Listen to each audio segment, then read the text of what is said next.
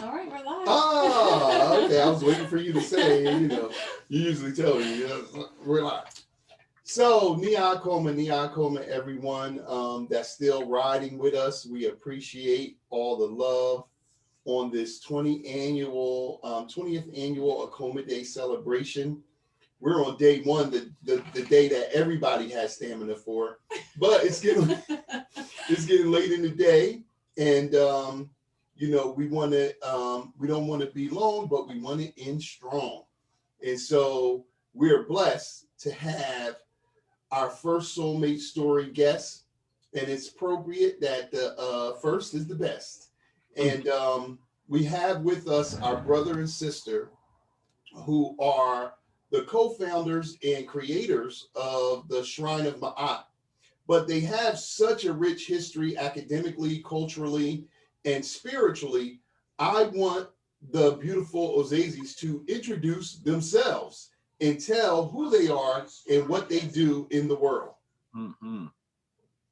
Dwa, dwa, dwa. I'm not going to speak before the queen speaks. She looked at me and nodded at me thinking that I was going to take it away. I have home training. He has been decolonized. Well, thank you to my wonderful mate. My name is Anika Daniels-Osaze, also known as Infarka Ma'at, which is my Kemetic name. And I am one of the chief priests of the Shrine of Ma'at. But during my day job, I work for SUNY Downstate Health Science University as the director of diversity education and research for the College of Medicine. And I'm also a research assistant professor in the Department of Medicine. So what does all that mean? It simply means that I help with recruiting people that look like us into medical school and health professions by writing grants, creating pipeline programs, counseling, and having support services for Black and Latino students of African descent to try to get into careers in health. I also do a lot of travel with my mates through the Shrine of Ma'at and through our organization, our profit organization called the Center for the Restoration of Ma'at. We hold classes where we teach African history, Kemetic history, Kemetic language, and we also travel to various countries, one being Kemet, which is where we've been at least 18 or 17 times now, going on 18. And we've been to other places such as Ethiopia, Ghana, and we look forward to traveling to many other places around the world. But that's what we do, or that's what I do during my day job. Mm-hmm. Mm-hmm. Wow. That's a really, really powerful beginning. And I just have to say that most of what I say is going to just fit into what she said. Yeah. All you have to say now is, I'm married to her. That's right. That's right. That's right. And see, that's one of the most important things that we have to recognize. I think that we're going to talk more about this Western paradigm. This, in many ways, it's a colonialized paradigm of relationships, right? Where sometimes men believe that they have to be better than the woman, right? Like, I am the leader of the house and she is my assistant. And that is not how our relationships occurred in the ancient world. When Africans were on top of the world, when we gave civilization to all of human civilization, that is not what we did. And so it is appropriate to look at my wife as beautiful, as amazing, as brilliant, as talented, as credentialed as she is, and recognize that that's my success too, right? Yes. So my name is Jabari Osaze, also known as Heru Jeden Ma'at Aten Ra. And I am the other co-founder of the Shrine of Ma'at, which is a spiritual institution based on ancient Egyptian, ancient Kemetic spiritual practices based in Harlem, New York. And I will say that I wear many hats, but the one that I am perhaps most passionate about outside of the shrine is that I am a historian who has been studying ancient Africa and African-American history for now going on, wow, I'm getting old, for more than 30 years. And it has been really an incredible experience. And it has meant that I have authored the book, 7 Little White Lies, A Conspiracy to Destroy the Black Self-Image. It means that I lecture all over the country and in various parts of the world. It means that I do a lot of adult education as well on a lot of different topics for folks in unions around the tri-state area, around New York, Connecticut, New Jersey. It has been a really, really full life. And as Anika has been saying, more and more our journeys have taken us even outside of the country. Right. We're doing a lot more in Ghana as we're really reconnecting to the West Coast of our motherland, and will are doing all that we can, because we will likely be named Chief and Queen Mother in a village in Ghana this year as well. Yes, and we were excited to hear that, and we coming with y'all. We can't wait. We can't wait. So it's been an amazing journey, and we're also going to be leading the Majesty of the Moors tour this year, which is going to take us to Senegal, Spain, and Morocco. And so that's going to be an amazing tour. And then our regular comedic tour, which will be our 18th tour, and that's going to be amazing. And then we'll end the year in Ghana as well. As long as we'll also be doing some traveling around the country as well. We'll be in Las Vegas next week for the Franklin Verley experience. So we're doing a lot of work, and it has been so interesting to be on this journey with someone who sees me. Wow. It has been so interesting to be on this journey with someone who is on the same road, not always in the same conveyance. Sometimes I'm on a bike and she's driving by in a car, or sometimes I'm running, and she's on the bike. So sometimes the way we're doing it looks different, but we've always been clear that it's on the same road. I recognize now, as we are priests that counsel couples, that marry couples, that is a blessing in and of itself. Yes. And perhaps we'll talk a little bit more about what that journey was like, because when we met each other, I was with somebody else. Wow. Dun, dun, dun! I know this beautiful woman wasn't creeping. No, not at all. She wasn't looking at me. I wasn't looking at her. Okay, you wasn't looking at her? I wasn't, because recognize that she got to Cornell 2 years after I had been there. We met at Cornell when we were in college. Right. And so I was dating someone, right? And in a really serious relationship. And I did not think about her romantically. She wasn't thinking about me romantically. But guess who saw something? Who? My girlfriend at the time. Ooh. And honestly, she was looking at her. Oh my goodness. The funny thing, speaking to Anika and knowing myself, we had no romantic connection at all at the time, but there was energy that could be perceived. And so it's so interesting that knowing that journey with that other person, who's a wonderful person, but just not for me, right? Didn't see the things I had to do in the same way. Said, there's demons after you. We got to pray to Jesus. What's go? Right. So to actually get into a situation where 2 years later, I am in a relationship with her. Wow. And we are doing so many things together, and that really, our relationship has spanned 27 years, but we've been married 20 years. This July. Wow. This July will be 20 years. What's the date? July 7th. Yeah, 7/7/21. Wow, we're the 12th. All these years, we didn't know that. Yeah, we're July 12th. Nice. Yeah, The same year? No, we're 20 years now together. Right. But we're 15 years married. Got it. Okay. Got it. Okay. Yeah. Because if it was the same year, I'd have been like, how come we didn't hear about their marriage? We would have been crashing, trying to eat food, So before we have a few questions, and we want y'all to do your thing, because I want to say to everybody listening under the sound of our voice, I don't imagine that if you know us, you don't know them. But there may be some people who do not know who they are. You're really dealing with some super, super, super heavyweights. And, I want to start with Anika, because like Nawasha, being a professor and having this regal beauty and this demeanor, sometimes you're really looking at the class of the cultural legacy, how it refines. You're looking at somebody who's like really, really dope, and you may not be able to contextualize. I mean, you should be able to. I think you can looking at her, but really, when she just ran through that, you know, didn't even say Cornell and, you know, just heavy weight stuff. But, you know, we love you guys so much, and being connected, you know, we have this similar spiritual root connection out of Smai and the leadership of Baba Haru.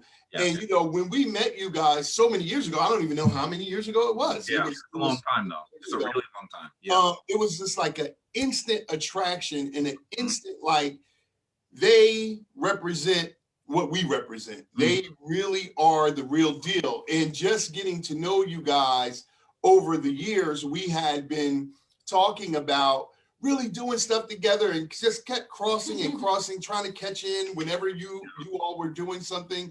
And I'm like, oh man, we out here, we counseling, they marrying, we, you know, Baba Haru told us to open the shrine and we didn't. We said, well, you know, our counseling firm is our shrine.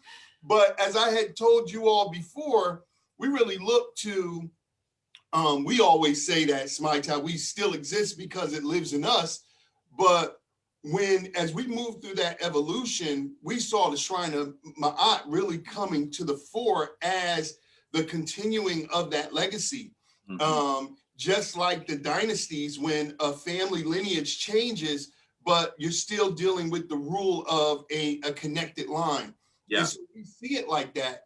And then around the world, what I started to see with both of you, whether it was your academic background, your sharpness and your skill, the world is really recognizing you as spiritual leaders. So for us, in our legacy, many people have come to us saying, hey, you know, I want you guys to initiate us into the legacy or whatever. You know, this is where y'all go. Go to them. Go to them, you know, and tell them that we sent you. So we have been doing that for many years. And so I got this funny story that I was telling y'all backstage that I wanted to tell. So we kept saying, oh, you know, we miss during the time of Smai Tawi for probably about 10 years. We were in New York every week, in Brooklyn, you know, Kingston between Dean and Bergen. We was there, you know, and all the way around the area. And then when it stopped and we had our children, the second set of children, you know, things changed for us and we couldn't get to New York like we wanted to. And just losing that camaraderie, we saw the importance of being around like-minded people, not just knowing who they are and where they are, but really being around them. And so we were like, we're gonna make conscious efforts to try to get up there to the Shrine of Ma'at, you know what I mean? Temple of Anu. We try, you know, and it was challenging for us dealing with new little children again and all of that. It was like a crazy thing. But so we would see you guys every year at the Brooklyn Street Festival. Yes. I have a picture that we took one year. I don't know what I know exactly. It was 2017. It had to be 2017, I believe. And we were there, and we had talked briefly. We kind of, oh yeah, let's take a picture. Let's, you know, we're going to come and get with y'all. We're going to come. And you guys are like, oh, you got to come to the temple. Da, da, da. And I was like, you know, I want to join, but I can't make that commitment to come to Harlem. That's a lot. Yeah. For us to be coming to Harlem weekly or whatever. Could we do it virtually or something? So, but anyway, so we get a call one day and the Osazes want us to come up to Harlem, right? So they're like, oh, we want you to come to the shrine and present and all this. So we was like, great, this is what we're going to do. We're going to go up there. We're going to spend time with our sister and brother. And I was like, hey, go to the bank, take a couple extra $100 out. We're going to take them to lunch. When we get there, we're going to go to New York, right? And we're going to ball with them. I said, hey, no, I should hit up the other account. Take out like 400. We're going to go up there. We're going to show them a good time, right? We get up there. We bring our girls up there. We said, listen now, we're going to go up there and we're going to see Mama Anika and Baba Jabari, and we're going to spend some time in the temple, and you all can relax. And then we're going to go out. We're going to take them out to lunch or to dinner and have a good time. So we all ready, right? We get to the temple and y'all ain't there. We see all the members of the temple. We like, so where they at? They's like, yeah, they said for y'all to make a presentation, they going. We was like, what? Like, they gone.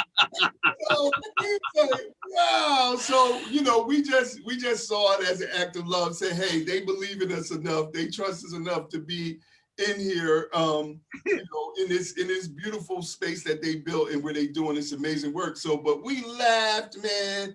We laughed about that all the way home from Harlem. Like, got up there with all these planes. We had little gift bags and little stuff. We did like, they ain't even up here. Like, dang, they gone. So, you know, that was hilarious. And that's a true story, y'all, by the way. Yeah. That is absolutely a true story, y'all. It actually happened. And our initiative to tell you that happened. But it is really, it speaks to how we feel about you, right? Right. So that we had been speaking, there are people in the tradition that we speak about. Right? People that we say, yes, you're in the Shrine of Ma'at. And one of the amazing things, as you know, as being part of the Shrine of Ptah and through Smai Tawi, you know, there was a point where there were a lot of people coming through, and that was amazing. And now it's not as public. Right. Our elder Baba Heru still speaks and teaches people individually, but having that large space where everyone comes, that doesn't really happen as much anymore. Right. So that with the Shrine of Ma'at, now there are all these new people in the tradition. With the Temple of Anu, there are these new people in the tradition that don't have the old memories like we do. Right. And so when we have all these new people, we always say there are certain people in the tradition, and I'm gonna just go Harlem for a second, that about it, right? These are the people whose lives emulate the principles we're talking about. I'm gonna be really, somebody's gonna be upset that I said this, but I'm a priest of Ma'at, and I have to tell the truth. The list is not very large. Right. The list of people who we think are doing it, not just as wanderers, but are people who are at the point where they are teaching, they're instructing, they're guiding. That list is not very large, right? Right. And your names are always perennially on that very small list. So that when we weren't going to be there, we said, we can't just leave these newer folks with people that we like, we don't know what they're going to do. We don't, you know what I mean? We might come back and they got a cross and a picture of Tom Who Jesus up. Like, what happened? Sage, get the sage. No. So we try our best. We wanted to get people that we knew these are people who can guide you. That's what we were trying to do. Right. And that list of people is very small. Right.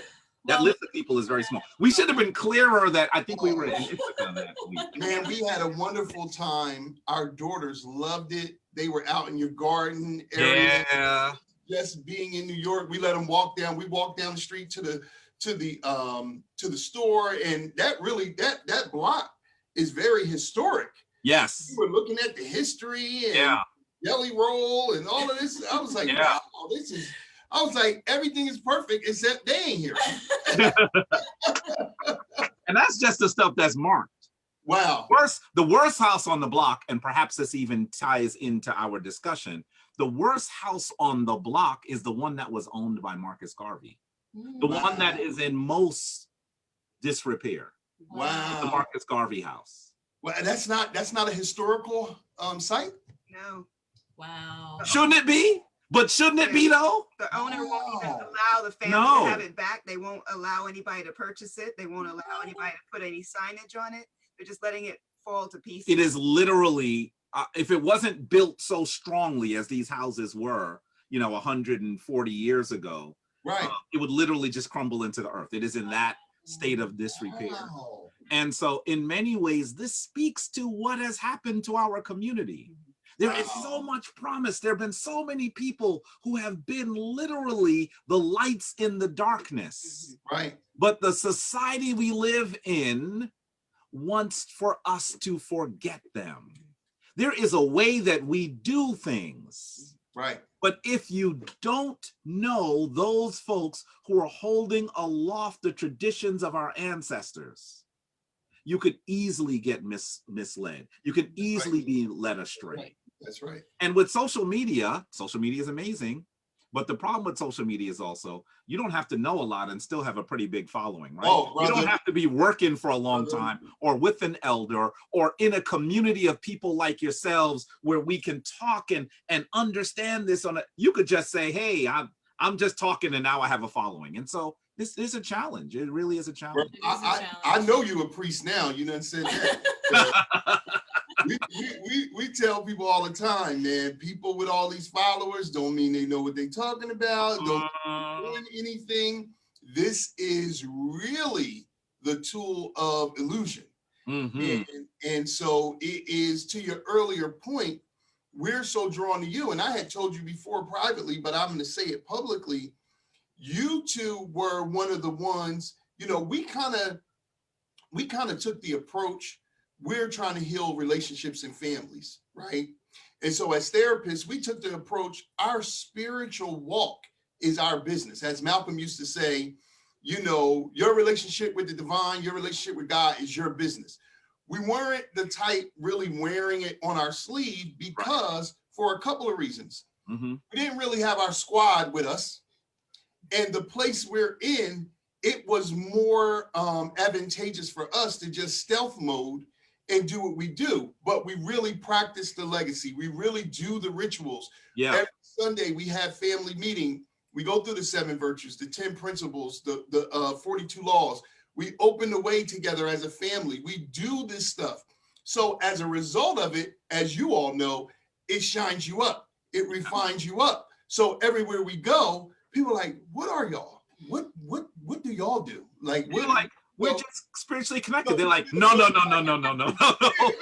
what I'm really asking you, right? We're relationship therapists. Like, no, you're not. But what else are you? We like nothing, just relationship. They can see it on you. And we late. That's what we are. We late. We trying to leave out the grocery store.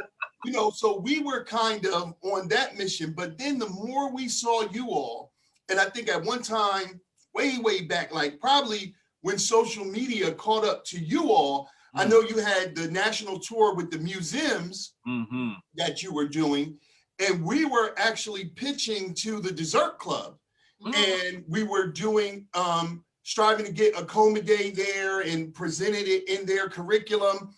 And then somebody said, what was their name? The Khalils or something like that, that family? I can't remember their name, the ones in Philadelphia. And we're like, well, come down, we're going to have a meeting, and we have Jabari and Daniels-Osaze, they're doing a tour of the museum. And we're like, oh, that's our family. Yeah. Not being able to make that one. And we were going to surprise you guys, but we ended up not being able to make it. And then we kind of lost momentum with them. We couldn't get in contact with them. Yeah. And so it never kind of came off. But we were watching you guys, and you had a TV show, and there was so many different things going on. We used to watch a show, and you guys were the two that made us say, you know, Khalid used to tell me, hey, New York to Trenton, it's only up the street. You know, if you connect with people that are alike, ride up there and be with them. So I started telling the Washington, you know what? We found somebody that is worth going back and forth to New York for. So we're going to make a conscious effort to connect. And every time we would see each other, it was all love. We came to a tour one time in the museum. Yeah. The 4 of us talked afterwards, and you guys were off somewhere else. And we're like, we're going to get together. We're going to get together. And it was just never happening. And so we were like, you know, but you guys really encouraged us to say, you know what? Let's put the legacy a little bit more back on our sleeve and say, hey, we're connected to them. If you really want to go deeper, go to them. You know what I mean? As we were continuing to do our work. And so in that way, you two really inspired us to come back outside, to hide back in plain sight, you know, as the ancestors tell us. And so we appreciate y'all for that. And so, you know, here we are. You know, we love y'all. We see you doing great things around the world, literally. And we really, our dates, we really want to get together and do the work in Ghana with you all, and all the stuff you're doing. We want to plug in, and we're going to do that. But today, as we dealing with AKOMA Day, we wanted to just talk about, well, we wanted to start with just you two.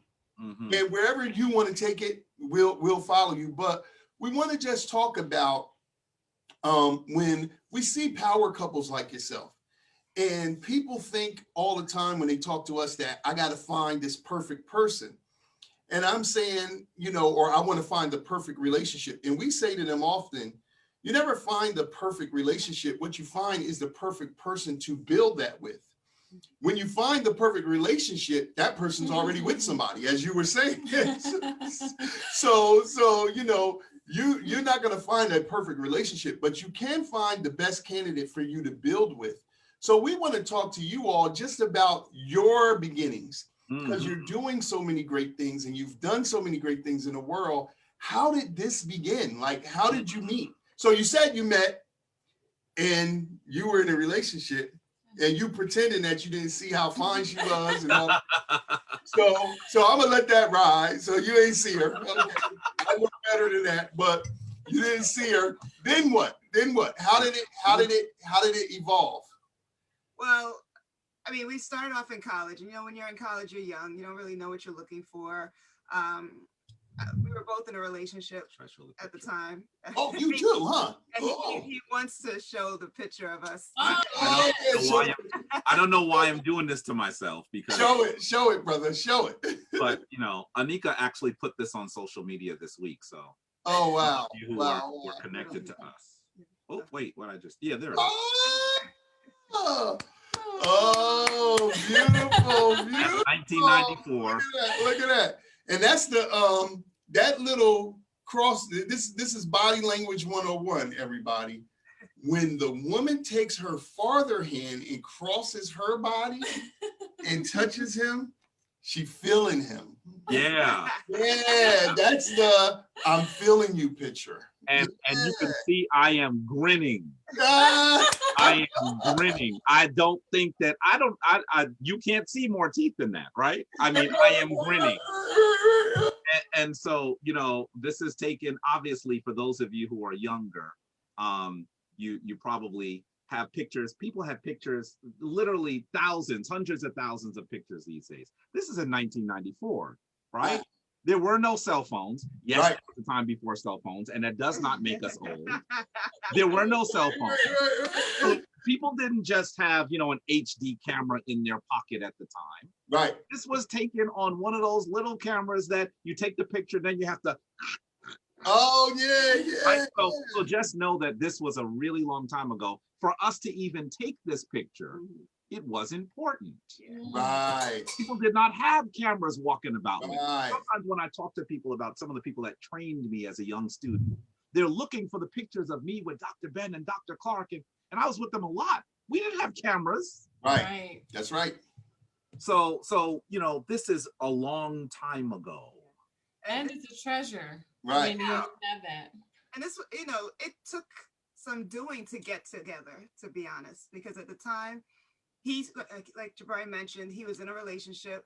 We didn't see each other at the time. We didn't notice that there was any kind of energy at the time. But at the time, his girlfriend saw something and made it very plain to him that I don't like how she looks at you. And he was like, what are you talking about? I was completely startled when she said it. I was actually interested in joining her sorority. Yeah. And I remember approaching her, and she was really upset with me. And I didn't understand why she was upset with me. I was just like, well, I want to be a member of your sorority. And, you know, I see you wearing your hat and everything. And I thought it was cool. And she just kind of gave me a cold shoulder and went and told Jabari about it. And I said, why are you messing with that little freshman? Notice she's a little freshman, right? Right? Why are you messing with that little? I was a junior. Why are you messing with that freshman? You know she doesn't know how she's supposed to approach you. Why? How could you send venom up with her like that? Right? And she said, and I don't like how she looks at you either. And I was like, whoa, where did that come from? Wow. Foreshadowing. Yeah. Which neither one of us saw it. No. When I guess right before I was with Jabari, I had come out of a series of bad relationships. You know, college, you're feeling around, you're trying to figure out who you are, you're dating different people. And, you know, the people I was with, they're good friends of mine now, of us actually. Right. So at the time we were young, we were kids, we didn't know what we were doing. And, you know, things happened. we weren't in the best position. And there was a point where I was so upset that I had decided to write off relationships. I was like, you know what? I'm going to focus on my studies, forget, being with anybody. I don't have any time for this. I don't want to be hurt anymore. And I remember talking to some other people about their relationships, and they're like, look, you just have to give it time. And I just said, no, I'm done. But then something in me said, you know what? I have to revamp who I am, because it's not just about them. Maybe I'm attracting something that I shouldn't be attracting. Maybe it's something about me that I need to think about. Right. And I decided to turn my room into one giant vision board. So Wow. every image on my wall was who I wanted to be. I had pictures of African women, beautiful Black women. I had a picture of an Ankh. I was just learning about ancient Kemet at the time. I was taking Medu Neter at the time, learning the language. And my whole room was just decorated with anything that looked like Black women of beauty. And I said, I'm just going to meditate on this. And every time, the front picture on my door was of a woman walking into a temple with light shining around her. Wow. That was the image that I looked at every time I walked into my room. And I just had to manifest what I wanted. And it's funny because when it came, I didn't even see it coming. Right. I was so fixated on trying to fix it, but not even noticing what was happening around me. And at that time, Jabari was... Well, this is 2 years after my girlfriend at the time says this, right? Right. 2 years have passed. And I actually am in an extra semester at Cornell. I had a few extra credits to finish. Okay. So I'm just, most of my friends have graduated. I used to say, I'm a free agent. I do whatever I want with whoever I want. And I'm just chilling on the couch in the dorm. And I see someone walk by and I said, who that? Now, this is the revamped Anika Daniels at the time. And I remember looking at her for a while and thinking, I tease her because I said to myself, Anika Daniels done growed up. Oh! She ain't That's not the little freshman anymore. What is going on? So at that point, I became fixated on her and hatched some really elaborate plans, you should know. Some really elaborate plans. I actually, one of the things that happens at Cornell is in this place where they have these gigantic waterfalls, they call the gorges. Okay. And unfortunately, so many people from New York City and other places don't have the ability to be strong swimmers. Right. So they think the gorges are beautiful, they go play and then they get in a lot of trouble. Right.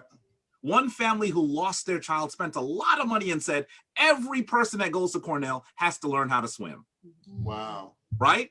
Now, here's the caveat. You could take swimming class twice, and if you don't pass, they say, you tried. Just keep going. Stay away from the gorge. We're going to tie you with the chain to the building. Just go nowhere near it. You're a lost cause. Right. Now, I had taken swim classes twice and never went, so I was the lost cause.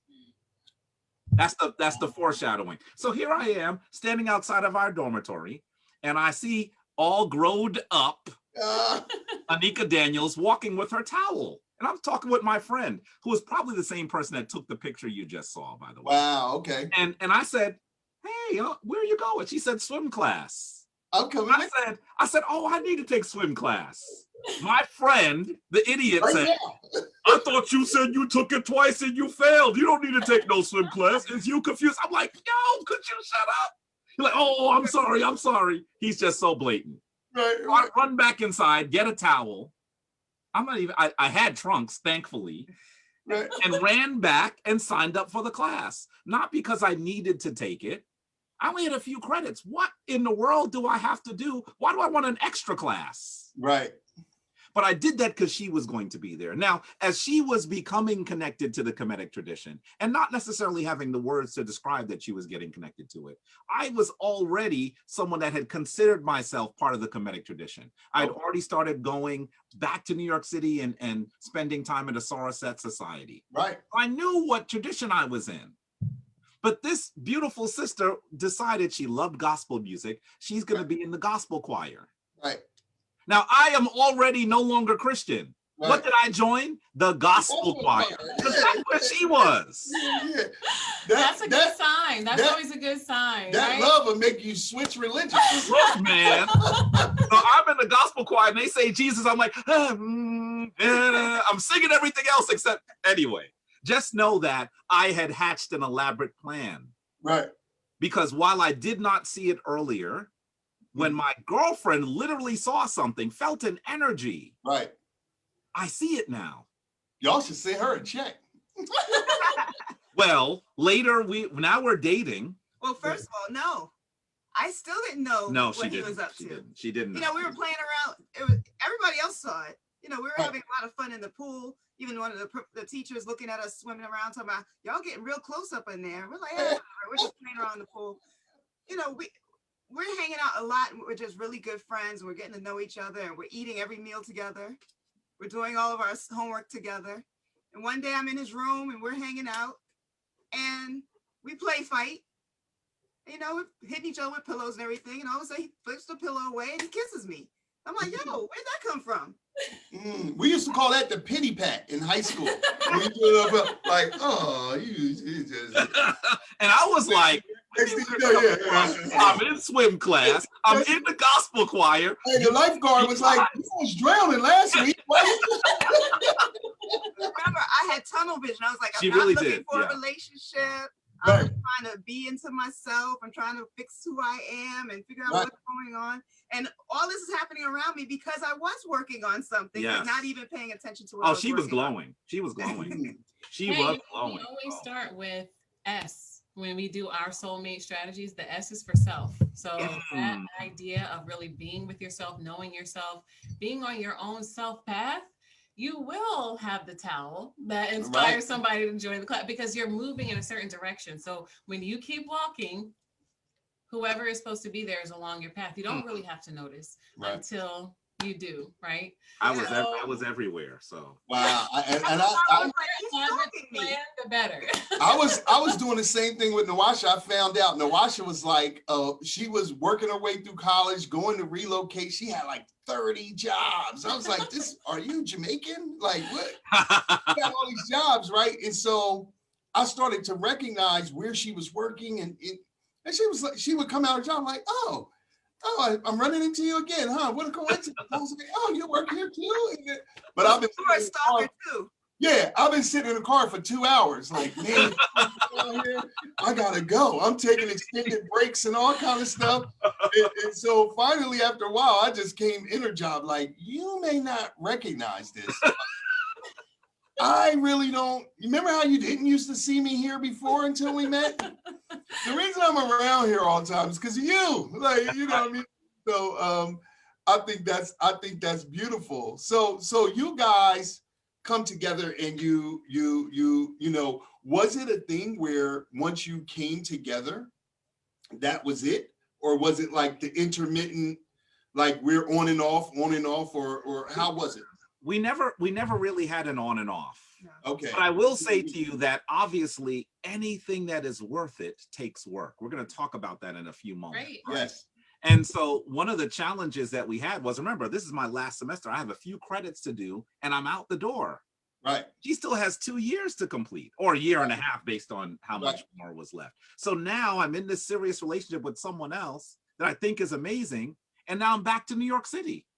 Wow. He's now 4 hours away from me. Right. That was a real challenge. Wow. And remember, don't call us old. We're seasoned. Yeah. This was before cell phones. Right. What does that mean? Calling her in Ithaca, which is still in New York State, by the way, right, on my little house phone. I mean, one call could be, $30. I remember getting the bill once. It was $360 for that month. All calls to her. Yeah. Wow. So this was a challenge. It was a challenge also trying to have this relationship live while she's still up at Cornell, and now I'm doing new things. I'm working. And he has no car. No. There's no subway. No. The only thing that you can take is a bus up there, and the bus will take 4.5 hours because it's even longer to get up there. So then you have to spend money on the bus. So the relationship was really challenging. It was very expensive. People didn't believe that he was in a relationship. Oh, no. They my thought he was coworkers lying about me. My coworkers literally said he's lying. What? he doesn't have a girlfriend. Why is Yeah, he? right. He's a weirdo. Lying. It sounds strange, right? Yeah, I have a yeah, girlfriend out of state. You know, she come down on the vacations. You know, it sounds strange, right? You know, it's funny now that later my coworkers thought I was lying, but I was like, but her picture was on my desk. I mean, where did you think I got that from? It didn't come with the frame, but clearly that it was difficult to wait for her to return. Now, thankfully, we both are from New York City. Right. Actually, born a few blocks away from each other. You know, Wow. one in Brooklyn on Carroll Street. Both of us on Carroll Street. Yeah. Wow. No college. Didn't know our families, no. Yeah, so had no connection until then. No. But, you know, I think the one thing that helped us connect and stay strong in our long distance relationship is that we had so many similar interests and we were both on a path. Even though I was in the gospel choir, I didn't consider myself Christian. No. I loved gospel music. Right. But I was at a point where I had been teetering between agnostic, atheist. I didn't know what I believed because I just knew that Christianity wasn't what I thought it would be for me.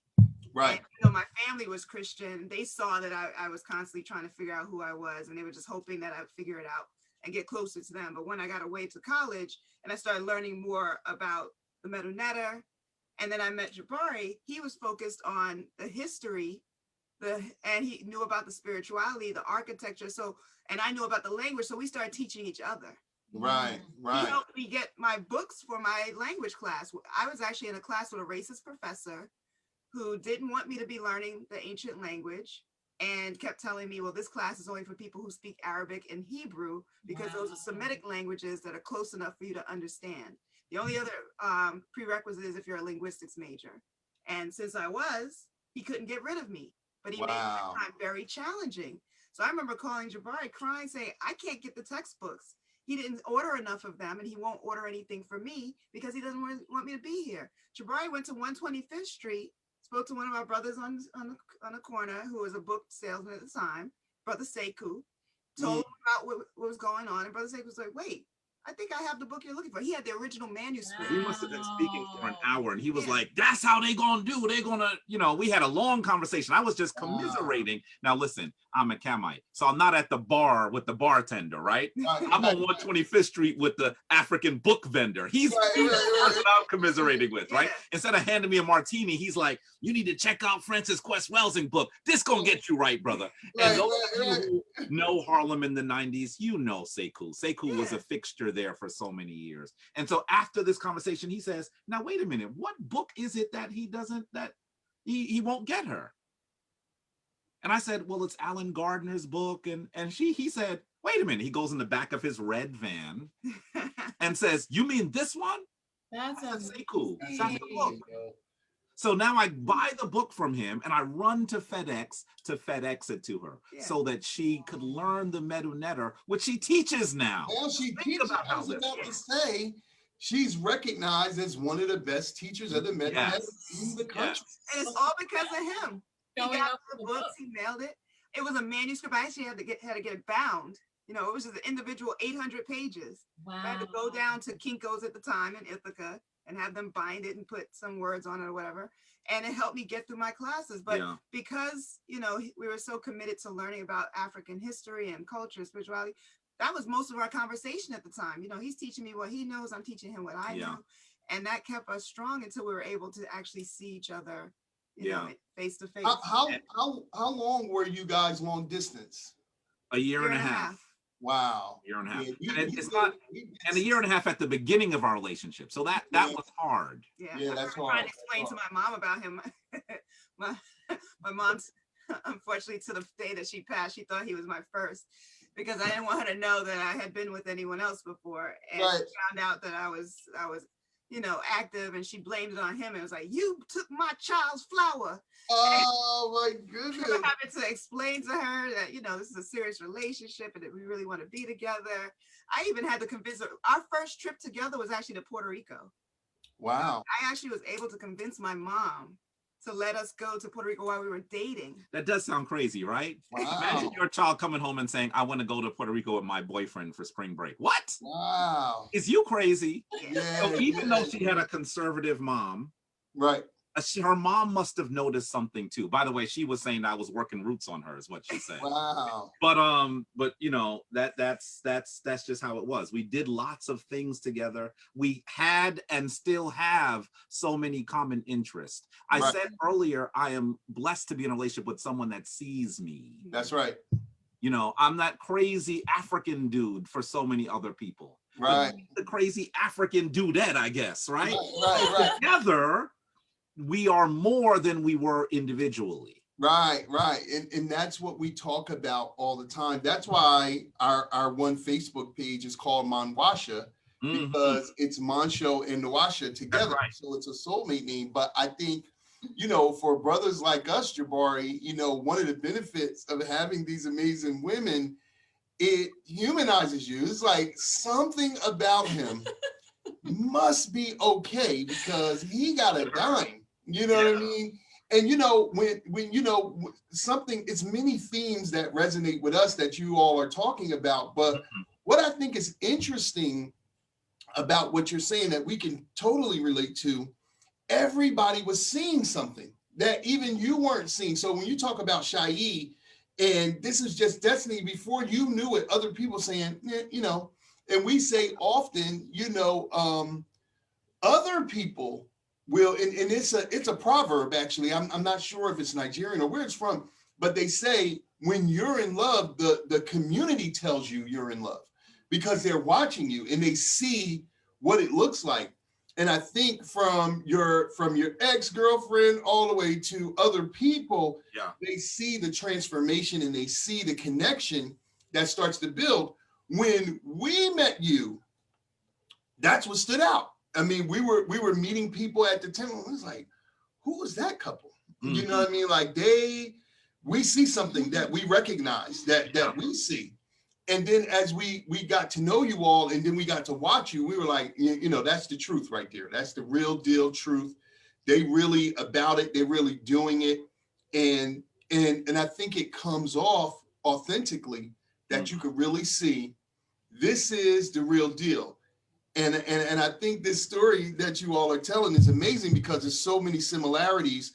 But I think one of the things that we tell couples often is that when you know, the simple, where there's a will, there's a way.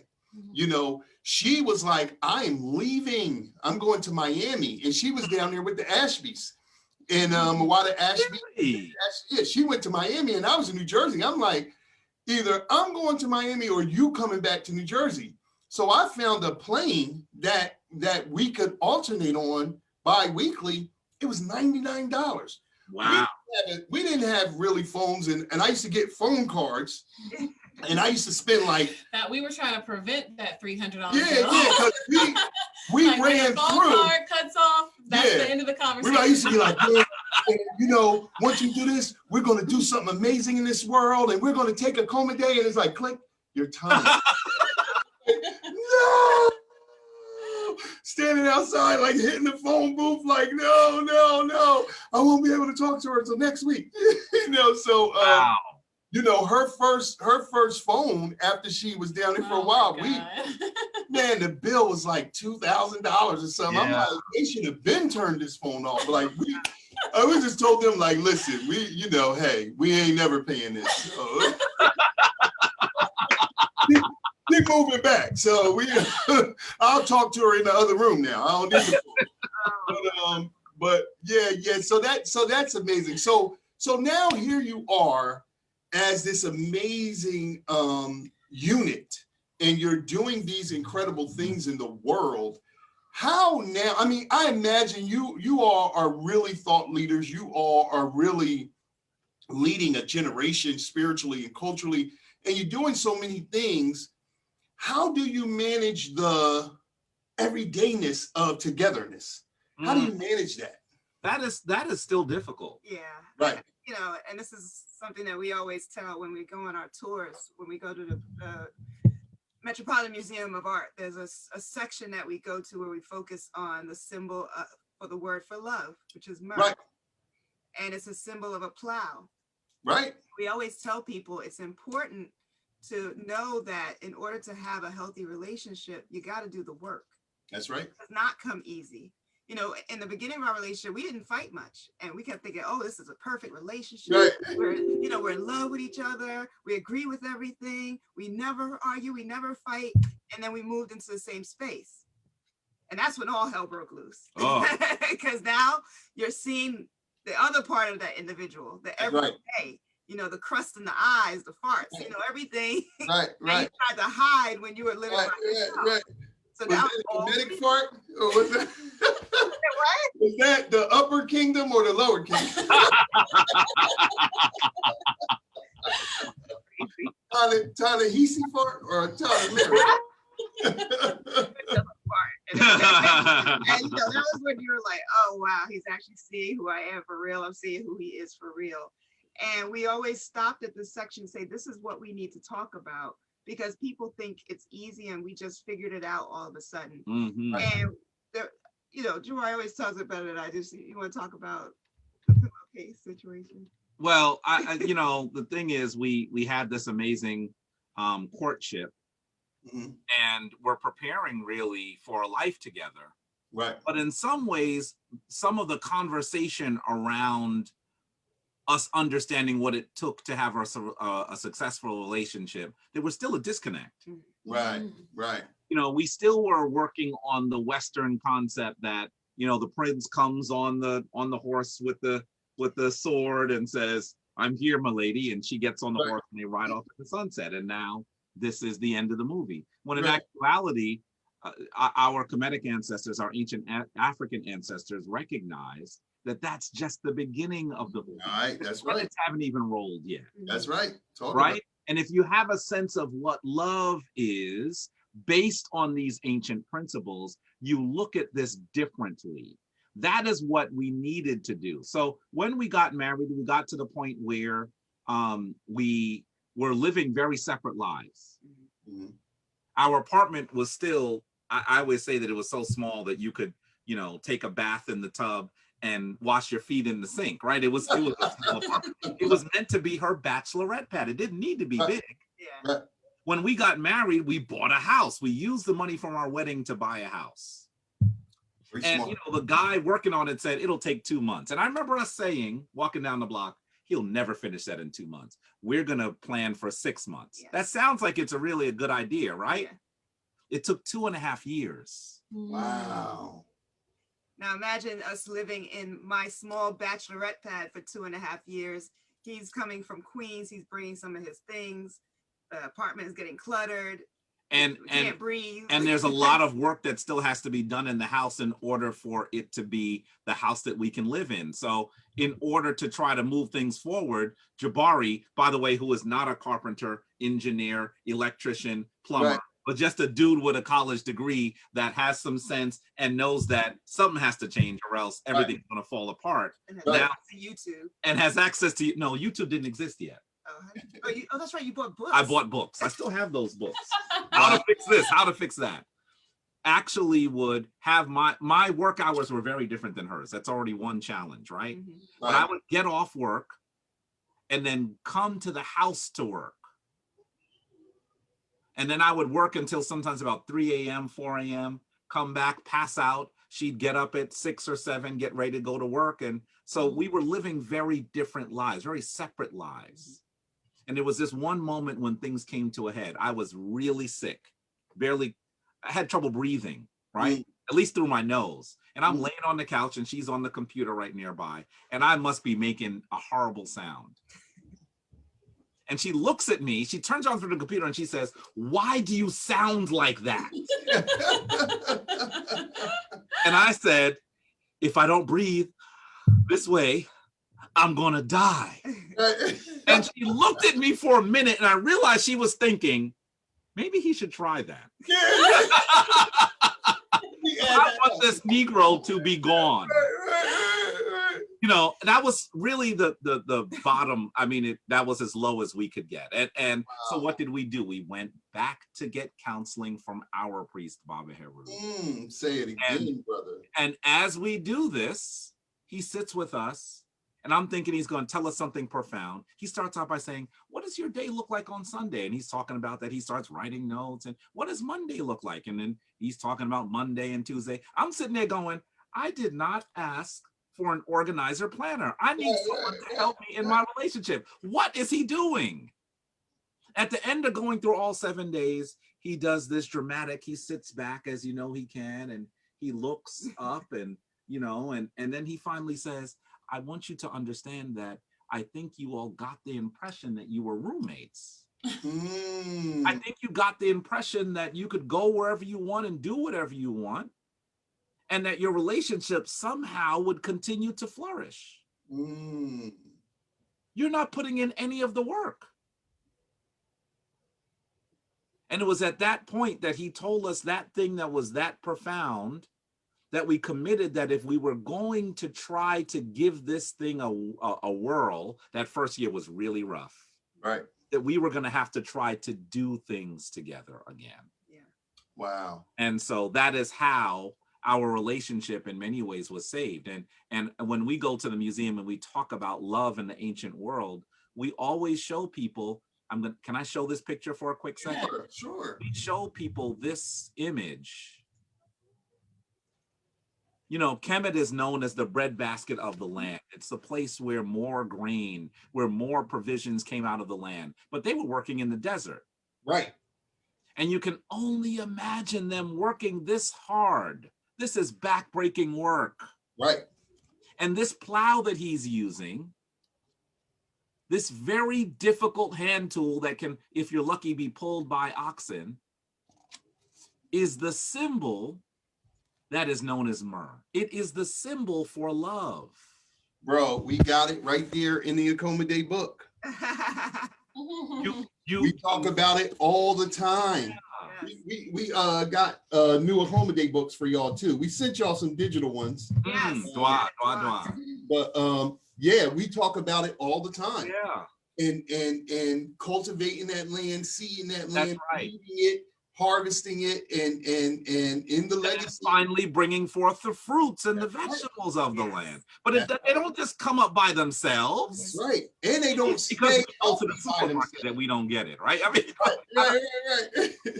Right. What I will say is that what led us to who we are today, and I give a lot of credit to the African Genesis Institute. Yes. Because in this journey where now we have to figure out, well, what do we like to do and what do we want to do together? I'm at work one day and I'm walking by and there's a flyer on the wall that says, do you want to go to Egypt for free? Right. And I was like, oh, we talked about that, all of our relationship. We both want to go to Egypt. This sounds great. So I took the flyer down, I went home and I told Jabari about it. And he was like, free trip to Egypt. It's like, there ain't no such thing as free anything. I'm from New York. You know, I got a bridge to sell you. What are you talking about free?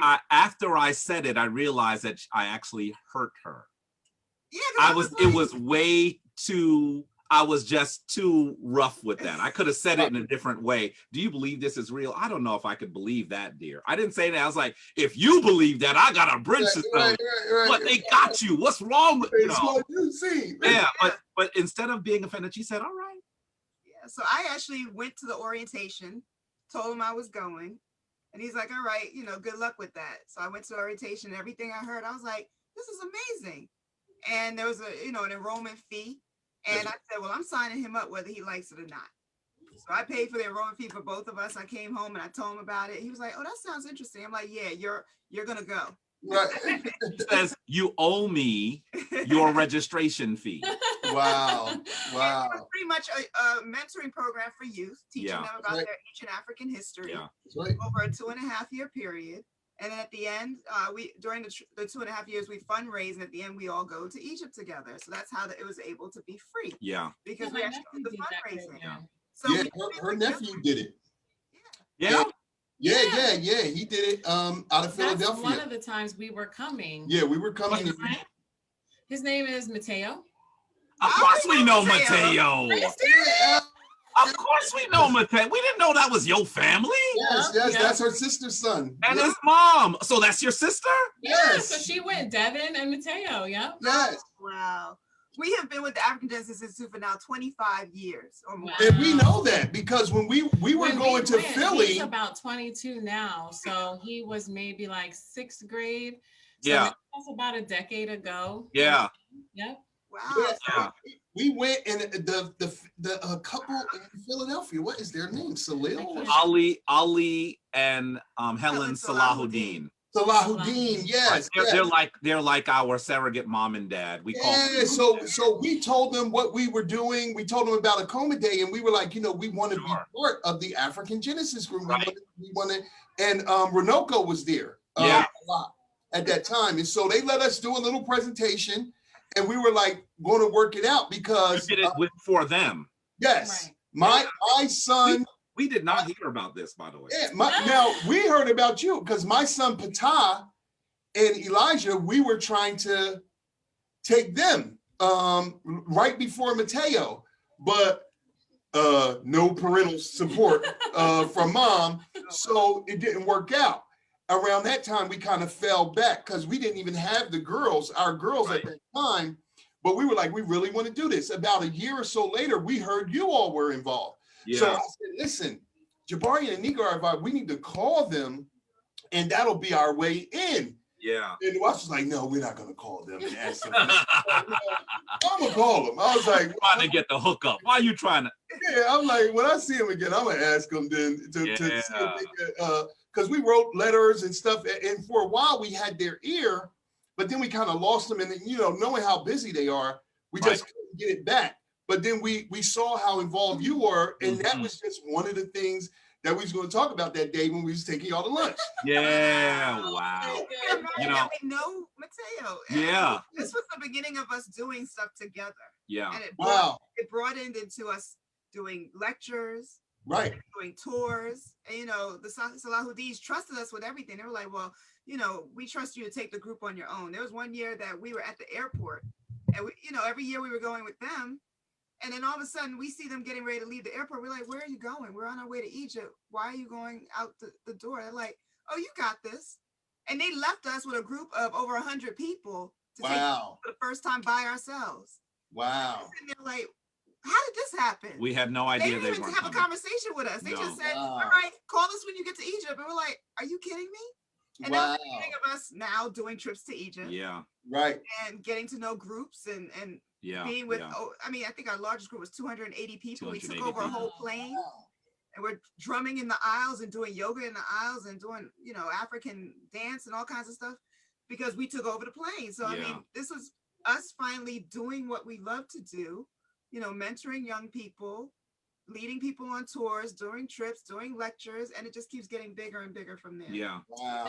It allowed us to do the things that we actually were, because so often, I know this is the case for so many people who are watching, so often you're in a situation where you have these things that you love, but for 40 hours plus a week, you have no connection to them. Right. Yeah. And so in some ways, the stuff that we did with African Genesis in the early years, it really well augured for what our life would look like later. Wow.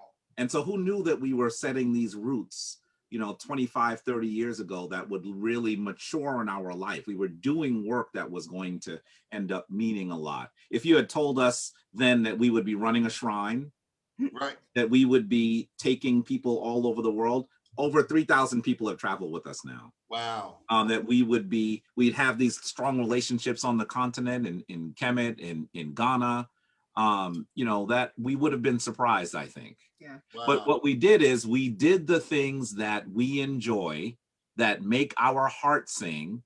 And those things are things that our lives both resonate in that manner. Now, that's not to say that there aren't things that she likes and things that I like. We're individuals as well. Right. But so many of the big things that we like to do are things that we see each other in.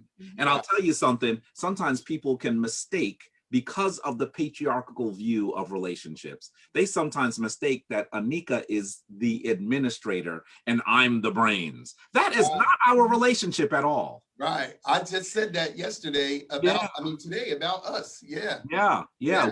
We embody Ma'at in that sense. Right. that we are equals, that there's so many things that she does that I do not do. And there's so many things that I do that she does not do, but they complement each other so well. Right. What I want to say too is that we motivate each other. We're both very ambitious people. Right. But we also are sensitive. You know, there are times when we question, are we capable of doing this? You know, you go through that imposter syndrome, you know, am I really who I say I am and all this other stuff. And we bounce ideas off of each other and we encourage each other and we support each other. You know, I did not think I was going to get a doctorate. Right. Although I love school, you know, I did very well in school. I got my undergraduate degree and I went right into a master's program and I was working from there. I didn't get my doctorate until maybe 16 years later. Right. And that was through me talking to Jabari. Jabari's, you know, over the 16 years, Jabari kept saying, oh, you're going back to school. And I'm like, no, I'm not. He's like, yeah, you are. You're going to be Dr. Anika. I'm like, no, I'm not. And he said that to me over that period of time. And I was like, I don't know why he keeps saying that. And then eventually, as I'm in my career and I start seeing other people getting their doctorates, and some of them aren't that bright, and they're pissing me off because some of them are telling me what to do. Yeah. And I'm like, you ain't smarter than me. You know, how do you have this degree? And it started to get grate on my nerves where I'm like, you know, I guess maybe I do need to start thinking about it. And when I told him, he's like, I knew you were going to do it. So, you know, and then when I applied and I got in, I was so stressed because I'm like, how am I going to do this? And that was a very challenging year. You know, I was pledging a sorority at the time. I'm getting into the doctoral program for the first time, taking 2 classes while working full time. My mother is ill. You know, she had a brain tumor and she was in and out of the hospital. And I finally had to put her in a nursing home and I'm visiting her 4 days a week to help take care of her. My grandma is also ill, dealing with dementia, you know, so all of this is happening at the same time. And I'm like, how am I going to do this? And I ended up leaning on Jabari more than I ever thought I had to lean on any human being in my life. Wow. You know, he supported me. There were times I couldn't be at home. He would make sure I had something to eat. You know, I was going to visit my mom. I'd come home, he'd have food for me. I'm studying for school. You know, he would give me space to do my work. You know, we have a very large house and we can be in each other's face all day long. But, you know, at the time I was doing my dissertation, he'd be upstairs, I'd be downstairs. He'd leave me alone, let me work on it and not interrupt, even though we wanted to watch TV and play. We had to learn how to be disciplined around each other because we love to watch TV too. So that's the other thing. We have to find ways of focusing and supporting each other when we're trying to focus. So, you know, he helped me get back into school. And then I remember saying, I hate doing research. I don't want to do research. He's like, oh no, but you'll figure it out. And I ended up getting a research position as a professor, you know, because he keeps seeing all this stuff that I don't see. I'm like, I don't know what you see, but he thinks that I can do anything. And then he wanted to work on his doctorate. So now he's on his path, getting his doctorate. He got 2 master's degrees already. Wow. He finished his master's in divinity.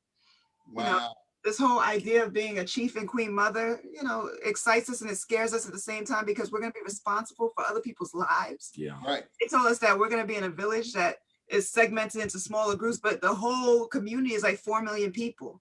And there are 27 different chiefs and queen mothers, and we're one of that 27 dealing with that 4 million people. Wow. You know, what does that mean? When you all told us that, we you know, that day we were talking and we hung up the phone, I was like, I can see that. I can see them like that. So again, with that theme, you know, I think here now, you are responsible for so many souls and so many lives. You know, I told Jabari, I saw Jabari was doing his thing in the Black News 102, and I'm like, Jabari, get out of that media. Like it's the WWF. They got him. I came and ran and got one. I got to watch one day. I said, look who they got on. They got Jabari on there. I was like, Jabari, I love you, man. Get off that show, man. Get off that show. But as I saw you doing your thing, I said, all things happen in divine order. And we definitely need, you know, we need greatness everywhere. You know, we need greatness in the muck. We need greatness in the mire because we all have our individual gifts, but we all have our divine purpose that is tailor-made for us and really designed to help us be effective for the group. And, you know, the thing that we love about you two is that we tell people often they try to take their relationship and like put it in their back pocket. Like, this is just this thing that is just for us. And it doesn't really serve anybody else. It's nobody else's business or whatever. And we say, certainly there is a part of your relationship that is the most intimate part. It's like the hole in the donut. That is just for, and one of them tight donuts too, not the big ones, but that's just for you. But the rest of this thing is for the community. Yeah. And you know, the thing that we have always loved about you two is that you are really saving lives. You are really inspiring. You are really already doing that. And I know that your reach is international. We work internationally. And so we know who our people know around the world. We know some people say they international. You ain't really international. I know you. We be in places where people know people, but we kind of stay stealth with ours. But a lot of circles that we're in, if we ever mention Nile Valley globally, other than our elders who we all know those names, that we all kind of are standing on their shoulders, in our generation, y'all name always comes up. And we're like, yeah, that's our brother and sister. Right? We know them. You know, we're like, yeah, we was at their house. We was at their house and they wasn't there. That's how close we are. So we like, yeah, but you know, I think that, Anika, something I wanted to ask you, because there is a challenge now for you are, and when I think of you and watch your professors and all of this stuff, you are very, very, very accomplished in two worlds. Okay, so you have this academic, you know, world where you're this doctorate person, and you're responsible in this kind of world that is, you know, represents an academic rigor, an intellectual strata that a lot of people are not in.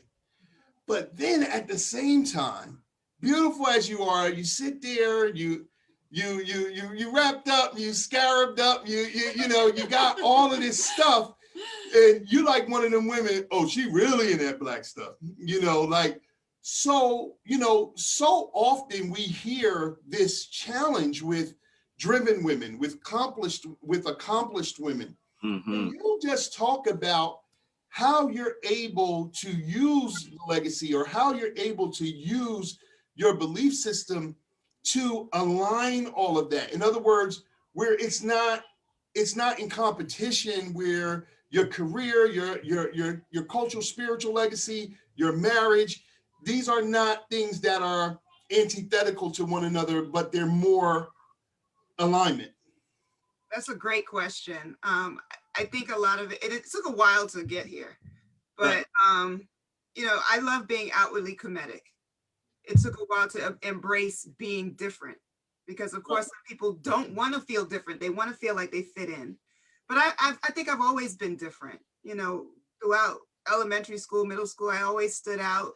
Sometimes it was good, sometimes it wasn't, you know, and I got used to being the lone wolf a lot.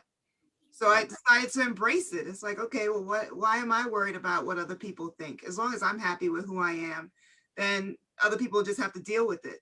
So I might not dress exactly like this at work, but I can, you know, I wear all my jewelry. It's pretty close, y'all. It's pretty, I am always amazed how she's able to be the priestess at work. Right. You know, it's pretty close. I do wear all my jewelry at work. I dress in the colors of the day at work. Right. I carry my ankh with me everywhere I go. And I carry it to work in a medical center. The president of the medical center has seen this. I've taken it to meetings with the president. So he's very clear. And I've told them that I'm a priest. They might not always remember that. They may not always acknowledge it because I'm not a Christian minister. So they don't really know what comedic means. Right. But they recognize that there's something different about me. But the funny thing is they respect it, because when you're comfortable in your skin and you're not worried about what other people think, they hold you to your challenge. You know, there are times when I was walking in the hallway and I didn't have my ankh, and somebody was like, "Where's that thing you carry?" And I was like, "Excuse me, I don't even know who the person is. I don't even know your name." They just see me in the hallway and they recognize that I carry this, and people are watching me. Right. it gets to the point where it's a little bit creepy because now you're realizing that people are watching every move that you make. And I'm like, what are you talking about? They're like, you don't have that thing you carry. I said, oh, well, I just went to the ladies' room. I know, right? Well, thank you. Can I relieve myself? Thank you very much. You know, so Wow. it's unusual that people are watching me, but they expect me to be who I am, and they hold me to a higher standard than they hold other people of other traditions. Right. That's right. You know, I was in the cafeteria getting food one day, and this woman didn't know me, but had been watching me for a while. And she's like, there's something about you that just feels spiritual. And I need to talk to you. And I said, okay. She said, you look like you could come to my office and do some hoodoo on my supervisor. Cause she's, you know, she's messing with me. And I think if you come in there and you wave that wand on her, maybe she'll treat me better. Cause that looks like a good thing that you're carrying. And I'm like, hoodoo and wand, and what do you think I am? But at the same time, I'm flattered because even though she doesn't have the right language for it, she recognized something about me. And she thought that I could make an impact and change other people's behavior towards her to make something better. So the fact that people are coming to me and they don't even know exactly who I am or what I believe, but they believe it's something good is wonderful. And then in my office, something that kind of grew organically, it didn't happen automatically, but I developed an altar. You know, initially it was just a table. And then I didn't like how it looked because it was a little raggedy table. And then I put a cover over it. I put a red cloth on it. Right. And then I put a picture on it. And I was like, okay. And then I put a plant on it. And eventually there were statues. Right. And I had, you know, images of people who passed on. And then I had a candle that I couldn't light because I was in a building, but I still had it on there. It's the place where her ankh sits when she's sitting at her desk. If I go to the ladies' room and I can't take my ankh, I put my ankh on there. So officially it became my altar. Wow. And it's a space that nobody can touch. And I leave all my things there. It was when, you know, my supervisor came into my room one day and she got ready to put her coffee cup down. I said, excuse me, you can't put that there. Right. And she looks at it and she's like, trying to process what she's looking at. What is this chick doing in the and office? Then she's like, oh, okay. And we didn't even have a conversation about it. But then she's nervous trying to figure out, well, where can I put it? She's looking around and she's waiting for me to tell her where to put it. I'm not saying anything. I'm enjoying the fact that she's uncomfortable. You're my supervisor, but I'm telling you what to do. Yes. So, you know, she finally decides to just hold it while she's talking to me because she's like, I don't want to mess up whatever's going on in here. So, you know, now my students are coming to me. They come to me for advisement. They come to me for counseling. They realize that I have other skills that are not just academic, that I can help them in their personal lives. So I can really be who I am. But one of the reasons why she's able to do this, she's still being modest. One of the reasons why she's able to do this is because she has literally assisted, let's say, dozens of doctors all throughout the tri-state area. It is hundreds. Throughout the tri-state area to become doctors, Black and Latino people to become doctors. When I go to the hospital with her, I have to keep an eye on her. Because if I turn around, I'm gonna look back and she's gonna be gone. I'll be like, where'd she go? And then she comes back from the back and says, oh, this is the attending. This is my student. Right. It doesn't matter what hospital we're in. Wow. That's what happens. So part of the reasons why she's able to be herself is because she's using an ancient paradigm of excellence. She believes that she can be excellent.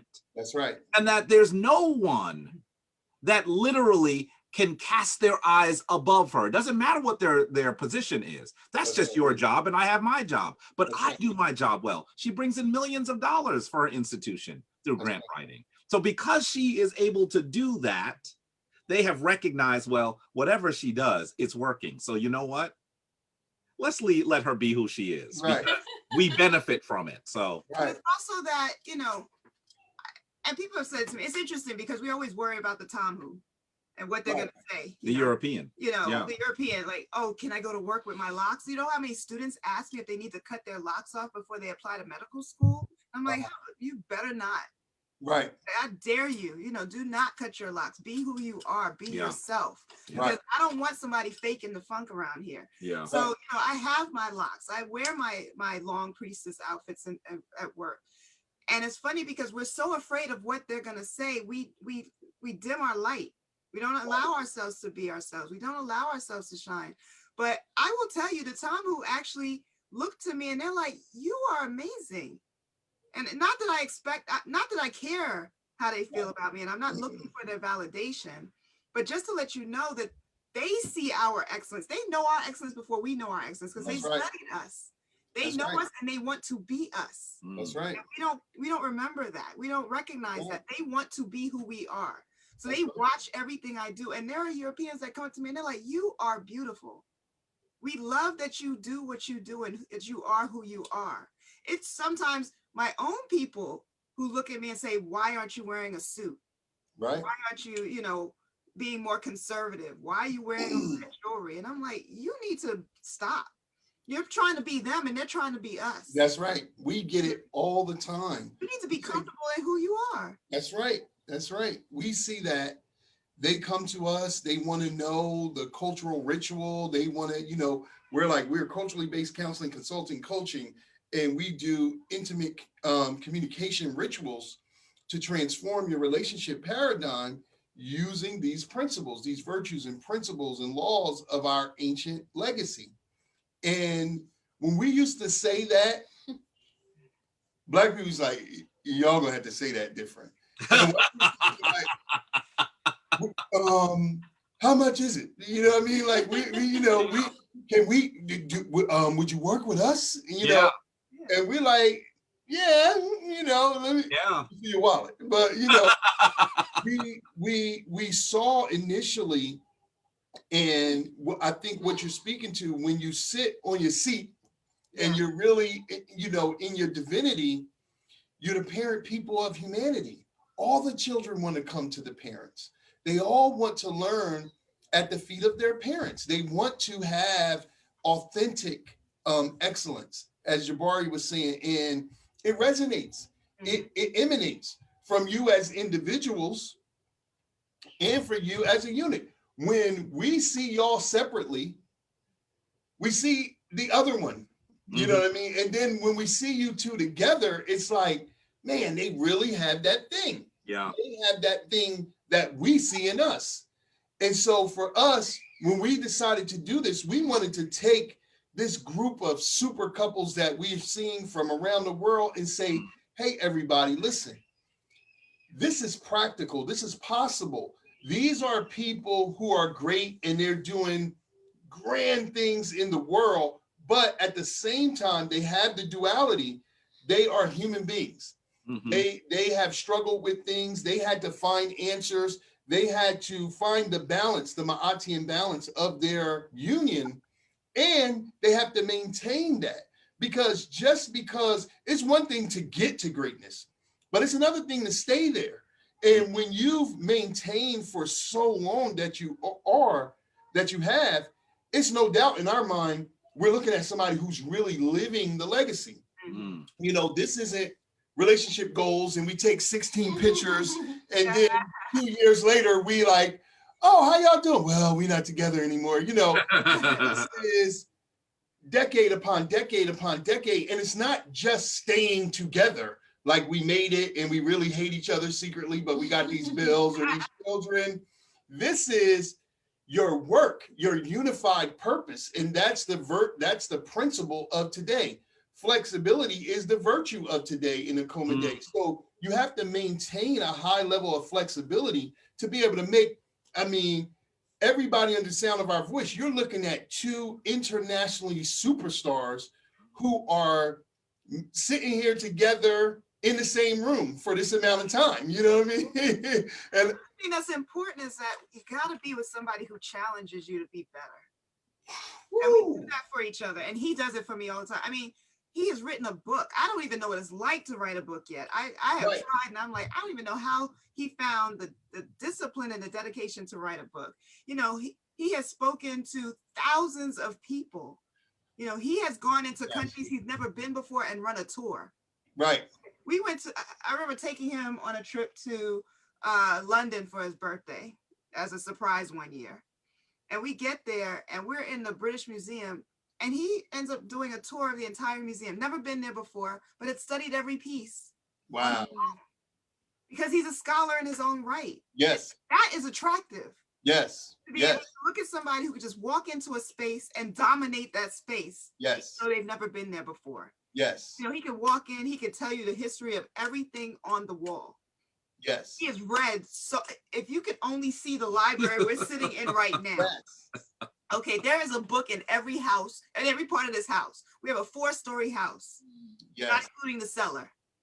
And I tell you, when I say there's a book in every room, he has a library in every room of this house, and he's read at least 3/4 of the books in this house. Right. Maybe a half. If not skimmed some. I have aspirations. So, I mean, I look up to him because I'm like, he's amazing. Right. You know, he and he always laughs because I always ask him a bunch of questions. People will text me and ask me questions. I'm like, I don't know. And I go to him, he's like, well, why do you assume I know? I'm like, because I know you know. Right. Ultimately, he does know, but he's Right. modest enough to act like he doesn't know. And I'm like, you know everything. Right. So I can have a conversation about anything with you. Nothing is ever boring, ever. So, you know, I look at him and I'm just, it's exciting to be with him. You know, the fact that we can travel the world, he can walk into any country and know so much about it. And then at the same time, have fun. You know, we can watch cartoons together and he'll analyze the cartoon. Right. At the same time, we can laugh at the cartoon. Right. So you know, there's two sides of the coin. He can be the intellectual, but he can also be the fun one. Right. So, you know, the challenge is the great part. We have a fun competition with each other. You know, who can get the most degrees? You know, Right. She's winning. She's winning. Right. He got the books. He wrote the most books. We had that fight going on as well. I told Iesha jokingly, I stayed back with the masters. I said we were working on our masters together. I said, yeah, I stayed back. You go on ahead. I'm not gonna finish. So then I finished. She went to, I got your back. yeah. She went to a doctoral program, and then I was like, whoa. And then she came out and she was like, you know, I'm going to put it on the back burner. We were doing the work, and a lot of things that we were doing started to take a lot of traction, and we were getting at that time, a lot of things were starting to click for us. So she stopped. But I see that same thing, Anika, and it's like, I think when Iesha reads, like, I want to say she reads one book every week, but I think it's more than that because she speed reads, right? So she's, you know, for years, she's supposed to have been teaching me how to speed read, but I don't have the patience. Like I'm just doing so many things. So like, I'm a slow reader, right? So because I really have to understand it. I have to be in the writer's mind to understand why they wrote that and not something else. And so like, I've been on the last 10 pages of this book for like a month, and Iesha says like, why aren't you done this book? And I'm like, I keep reading this last chapter over and over and over again because there's something that I'm striving to absorb that I'm not absorbing. So I'm just sitting with it. Meanwhile, the other day, we were in a car and like, I'm on a highway, you know, like, dude, I'm flying and she's reading a book in the car. And I'm like, yo, who reads a book? In the car, I'm doing like 80 miles an hour. And she's like, I see her like doing her little speed reading. And I'm like, you don't really know. I was like, you're not paying attention to that. But she closed the book and started going into all of the stuff, you know, and I was like, damn, now I'm about to crash listening to you tell me the book. So I think this kind of enjoyment with one another, fondness and goodwill is one of the principles of AKOMA Day. Do you like the person that you love? Yeah. You know? And that becomes a thing that keeps the relationship new. Yeah. That we actually like each other. And it always feels like after 20 years, like we're always like, there's days like, you know, it's like, yeah, I remember Iesha says in this 20 years, we've been in 3 or 4 different relationships as a couple. But a lot of the times it's just like, we just got started. Yeah. Because there's so much ground uncovered. Yes. And there's so many things that we want to do together. We do an annual goal list. And we're striving for that growth. And so, you know, I really resonate with, you know, everything that you all are saying. And I'm so glad that you're sharing this part of you because you guys are awesome. And everybody who knows you, and a lot of people know you,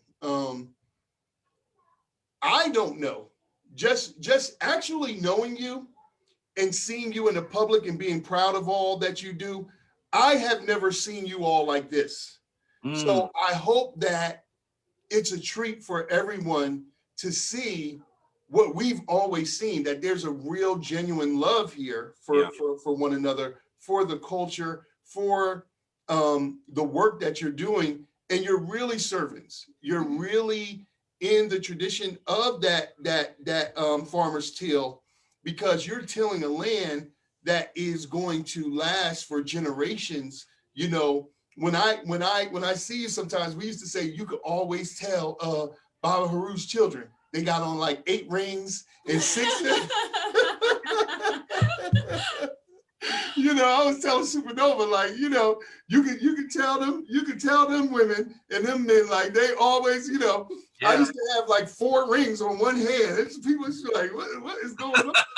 You know what I mean? So we just love you guys, and we really, really, really appreciate this. I know, Nawasha, do you have anything? I wanted to say, whatever you actually, we didn't give you the opportunity to. No. This is an organic conversation. Yes. We just want to see if you want to leave anyone with any words of wisdom. So anything about whatever you think people really need to know about love, about decolonizing, about being excited about each other, you know, staying renewed, whatever it is that you want to leave us with on this first day of AKOMA Day. As we keep going through the rest of the week, we really want people to feel uplifted. Whatever the status is of their relationship, we want people to know that there is an excellence that they can strive for, that there are, you know, real beliefs, tools, strategies, you know, just an understanding that they can really use as a foundation for the love that they are drawing to themselves. Much like you said, that ability to, you don't have to notice what's around you when you have set it up to step into the life that you really want. That's what we want people to know, that you can be single, you can be struggling, you can be in that dark night of the soul period of your relationship, but there is a roadmap for us. And it really is culture. And it's a living, breathing culture that we will take, that we embody, and we will take into the future with us. So anything you want to leave with whoever's listening? And everything that you're doing too. Yes. We want to know about that. Yes, we should talk about that too. Talk about the parts where we going with you. Talk about that. I think that the really simplest way to describe this is the fact that so much of what we do and so much of the paradigm that we live in comes from the ancient world. You know, Anika and I were talking today in Comedic Ascension about how difficult Black love has been for the last few hundred years, particularly in the United States, where, you know, we were in the situation where as couples came together and were building families, they could be torn away. Right. The story of Henry Bibb, a man who was enslaved. In fact, his father is the Tomhu, the European state senator, and he's still enslaved, right? He's not, his lot hasn't changed dramatically because his father is this powerful white man, and he is married to a woman, and then slaver forces her to literally prostitute herself. Wow. And you have to wonder, what does that do to their relationship? What does that do to this woman, to this man, to their children? That sort of pain has lived in our relationships for so long.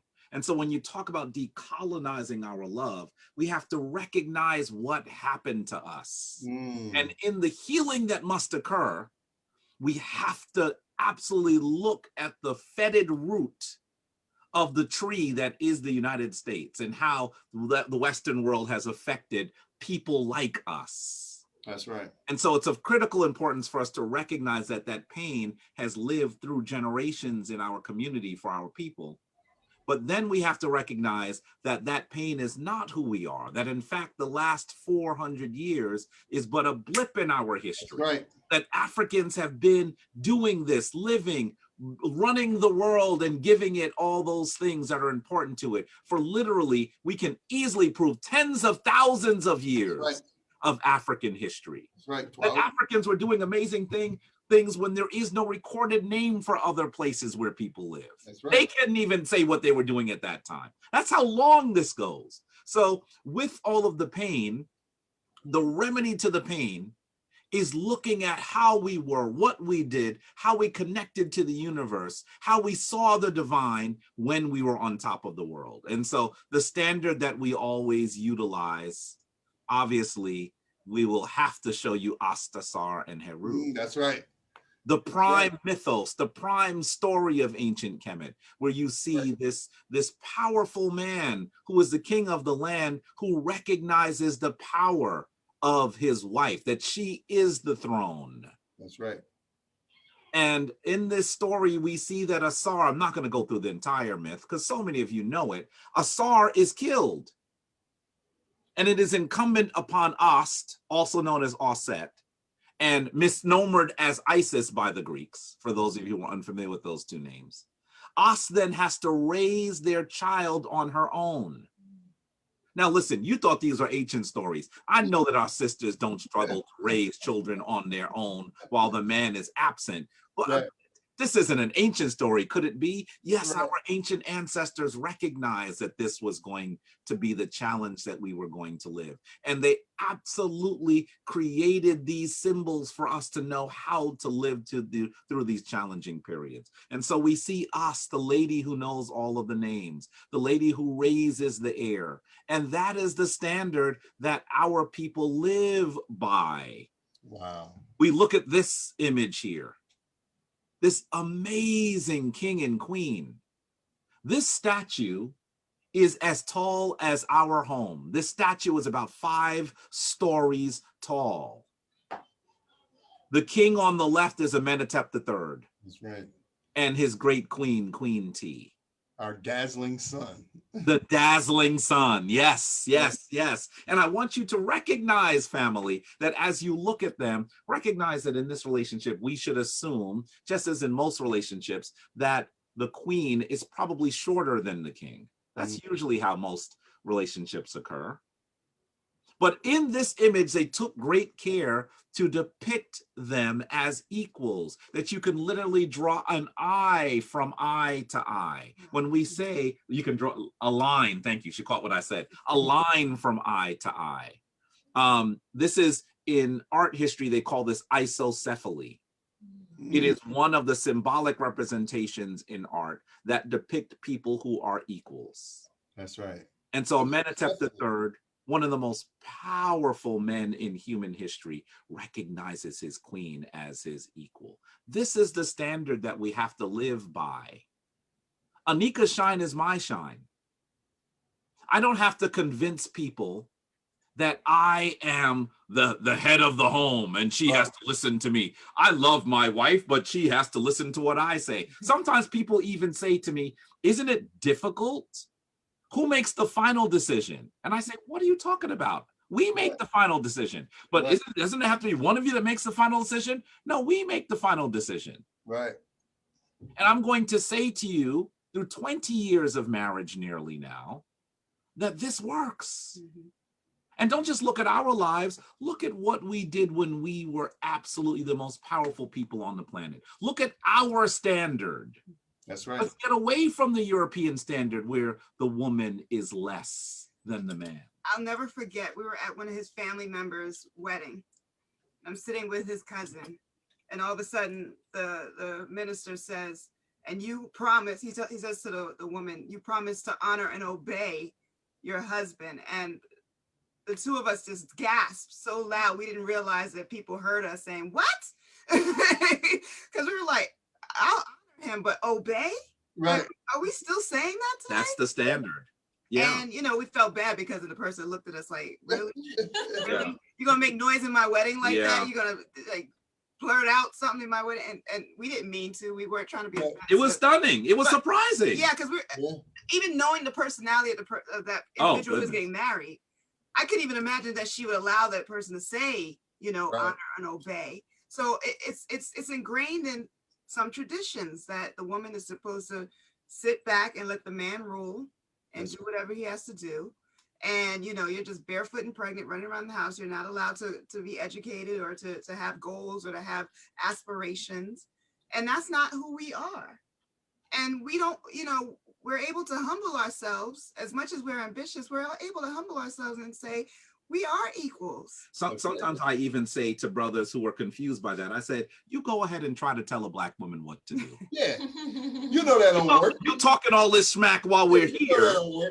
You go ahead and tell a Black woman what to do and see what happens. Because they have a memory of being the throne. That's right.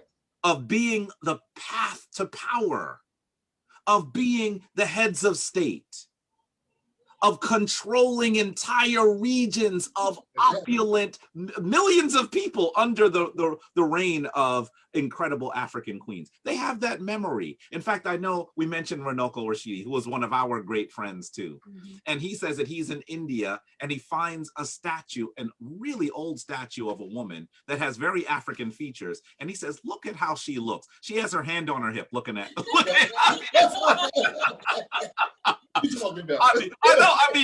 we listen, you can say what you want, right? But the reality is we know how our sisters occur. That's right. And we should not be trying to tame them. That's ridiculous. That's right.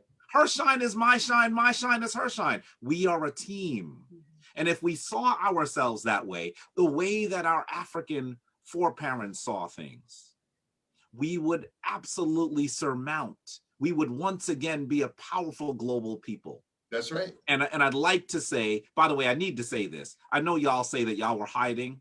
We've been watching you over the course of the last decade too. Y'all don't hide very well. Not at all. Y'all don't hide very well. I have gotta say that when you look at the standard of this couple, the reason why we are so happy when we're together, and we need to do it more, is because we see ourselves in you, right? That there's a way that you do this successfully. And some of us hearkening to the ancient standard, the way that Africans did it before there were even names for their children, the other people on the planet. That's right. When you follow that standard, wonderful things occur.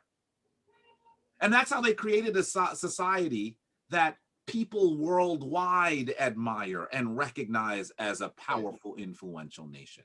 You can go ahead and try to follow the traditions of nations, of people that have no opulence, that have no history, but go ahead and follow your standard. So I think that as we come to somewhat of an ebb and close to our conversation, you've heard an intimate story. I'll honestly say people don't talk to us about how our life has occurred over these 27 years. I'm honored that you've taken the time to do that. Hey man, we know how important you two are in the world. The fact that you had this conversation and on the first day of AKOMA Day and with us, we love you all so much, but I really wanted people to see. I didn't realize how much you would deliver it because you went over and above my expectation, but I wanted people to see the greatness that you have and the humanness that it takes to be that great. Because when we look from an outside view, even though we can call you and we got your number and you'll answer and all of that, we're still admiring our brother and sister around the world. I just see articles and different things about you guys and things that you're doing. And I'm like, thumbs up, whatever. I send a little AKOMAs or whatever. And I'm like, these are our family and da-da-da. And then a year goes by. And I'm like, Dad, we haven't talked to them in a year. We haven't seen them in it, and it's just like, and I'm like, we're really about in the work that we do, building a global community. And we want those the same way you're leading so many people spiritually and culturally. And I mean, the reality is you do a lot of what we do as counselors. You're marrying couples. You're doing all of the work of the spiritual guides and leaders do. But, we want to have citadels around the land so people can see in the darkness, because we agree, obviously it's our focus, that unless the families come together, Oh yeah. I don't care how many, we're already the most agreed. We already have more money than we need for us to unite as a people, but it's our mental colonization that becomes thought colonization, that becomes speech colonization, that becomes behavioral colonization, that is really vexing us. And people say, oh man, brother, I love the way you came up with decolonize your love. I'm like, she came up with that. Yeah, right. That's it. No, I came up with it. You know what I mean?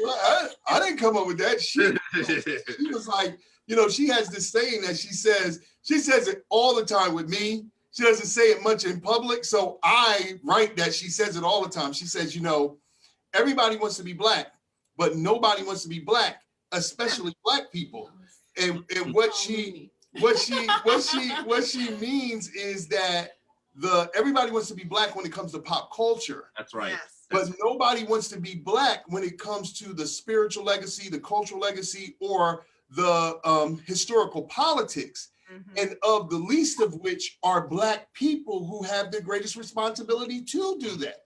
We are doing everything we can to get away from that. Yeah. But we want to be Jay-Z and Beyonce, and peace to them for being who they are. But so when we look at y'all, man, we're just inspired, and it even if we don't talk all the time, just to see the next move you're doing. Yeah. We've been saying for many years, oh yeah, we're going to work with them. Oh yeah, we're going to do something with them. It's just inevitable. It's like we never thought that it wouldn't happen. So every time we would see you all, like, oh, hugs and we're passing, we're going to do something together, right? Yeah, we'll call y'all. And I think that now, as you were explaining the different initiatives that you have, we've had outreach from people in Ghana that are supporting AKOMA Day. In fact, this thing that is really worn now, it has a Dinkers on it. It was sent from brothers and sisters in Ghana that celebrate AKOMA Day.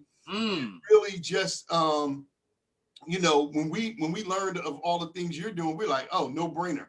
We're going on their next trip. We're going to, our dates this year are not working out, but we're going to go with you all next year. And in the meantime, we're going to stay connected, and we continue to send people. We have this Black Love School platform, and one of the students asked, oh, what do you think about the Shrine of Ma'at? And what do you think about they said, do you know anything about the Shrine of Ma'at and the Temple of Anu? And we said, yeah. It was like, do you think look, go to them. Before you get it out your mouth, go to them. Join wherever you are, however you can. She's far away, but we was like, call them and see what they say, because they may let you they simulcast all over the world. So they may have a process that takes you in, but we just love y'all so much. And we definitely thank you for, being a part of AKOMA Day, because we think it's so important for people to see the other side. Yes. Like to see the other side of a struggle, to see the other side of a long distance relationship, to see the other side of even deciding to be by yourself for a while, and really what that looks like, what it sounds like, and what you're processing through your mind is some of the same things that people are saying to themselves right now. Yeah. And I think that that's so important, because so many people, especially a lot of people, get depressed at Valentine's Day. Yes. A lot of people are really, the expectation of their relationship is not their reality. This is actually a time that is setting us back, because there's always that recovery from the disappointment with their expectation. And I think that it's so important to see that there is a future. Even as Queen Afua used to say, like, we remember, that idea of really being able to say, this is part of my legacy. Like you were saying, I don't even have to know that I'm remembering this. Right. But my posture, my tone, my, authority is something that I literally am remembering. And that conflict that I have from not fully embracing it is why I'm not able to manifest the way that I want to. So that dissonance, as we say in counseling, that's right, that you can't manifest, but you're a creator. Right. You're the supreme manifester, but you're fighting it. Just like you said about, it's going to be one of us who says, hey, well, maybe why are you wearing that? It's that fear of what happens if I really take my position. And we are the ones who have the ability to, you know, stand up and come together, we're also the ones who can prevent that for ourselves That's and right. hold our own selves back. And That's I right. think that That's right. as we are asking people to even just think about love for 7 days in a row, it's a challenge, but we are so grateful that you have helped to frame out this first day as we're coming to the close and Man. really just, I think, inspire everyone to keep the conversation going, whether it's the conversation of self, other, us as a group, or just love and legacy. This is like the perfect soul Yeah. beginning. Yeah. And we are so grateful that you took this time. And we know that you had other things going on today and Yeah, that we you really were putting in the appreciate that. work. We know how busy y'all are and how Yes. dope you are, how much y'all got. Y'all had priestess training or something. You were training some people Yeah. to be, like, so that's just amazing on top of everything you're It's doing. been a really full day. But you know, we absolutely were looking forward to this because we're looking forward to work with you all as much as we can. And you know, a lot of times when we're thinking of things that we're going to do in the future, your names come up. So don't be surprised when we say, hey, we think we know there's something that really would be amazing for you, because your name is coming up more as we're doing more. So Right. that's gonna happen as well, because we know that there are, like I said before, there's a small number of names that come up when we're talking about people that we know can guide our people. Right. Personally have contact with. I'm not talking about all of the luminaries that we've talked about that are Right. elders, that have really in some ways semi-retired. Right. Dr. J just said to us last night, he said, you know, I'm retired this year. Y'all got to stop calling me. Wow. At 84, I'm retired now. We all laugh Wow. because we know his retirement is going to be more work than people's Right. normal work. Right. But the reality is there's that generation underneath, those folks who have been working, have been doing this for decades. Those are the people that now need to move to the fore, and your names always come up. So Wow. it's going to be more that we're going to do, hopefully in Ghana, that we're going to pull you into, just to peek you into some of what we're doing. And we also want to make sure that we tell people about what we're doing so they can even journey with us if they like. Can I share the screen for a quick second? Oh yeah, please. And we're gonna put up all the links and all of that. Oh, great. We're gonna be sharing everything throughout.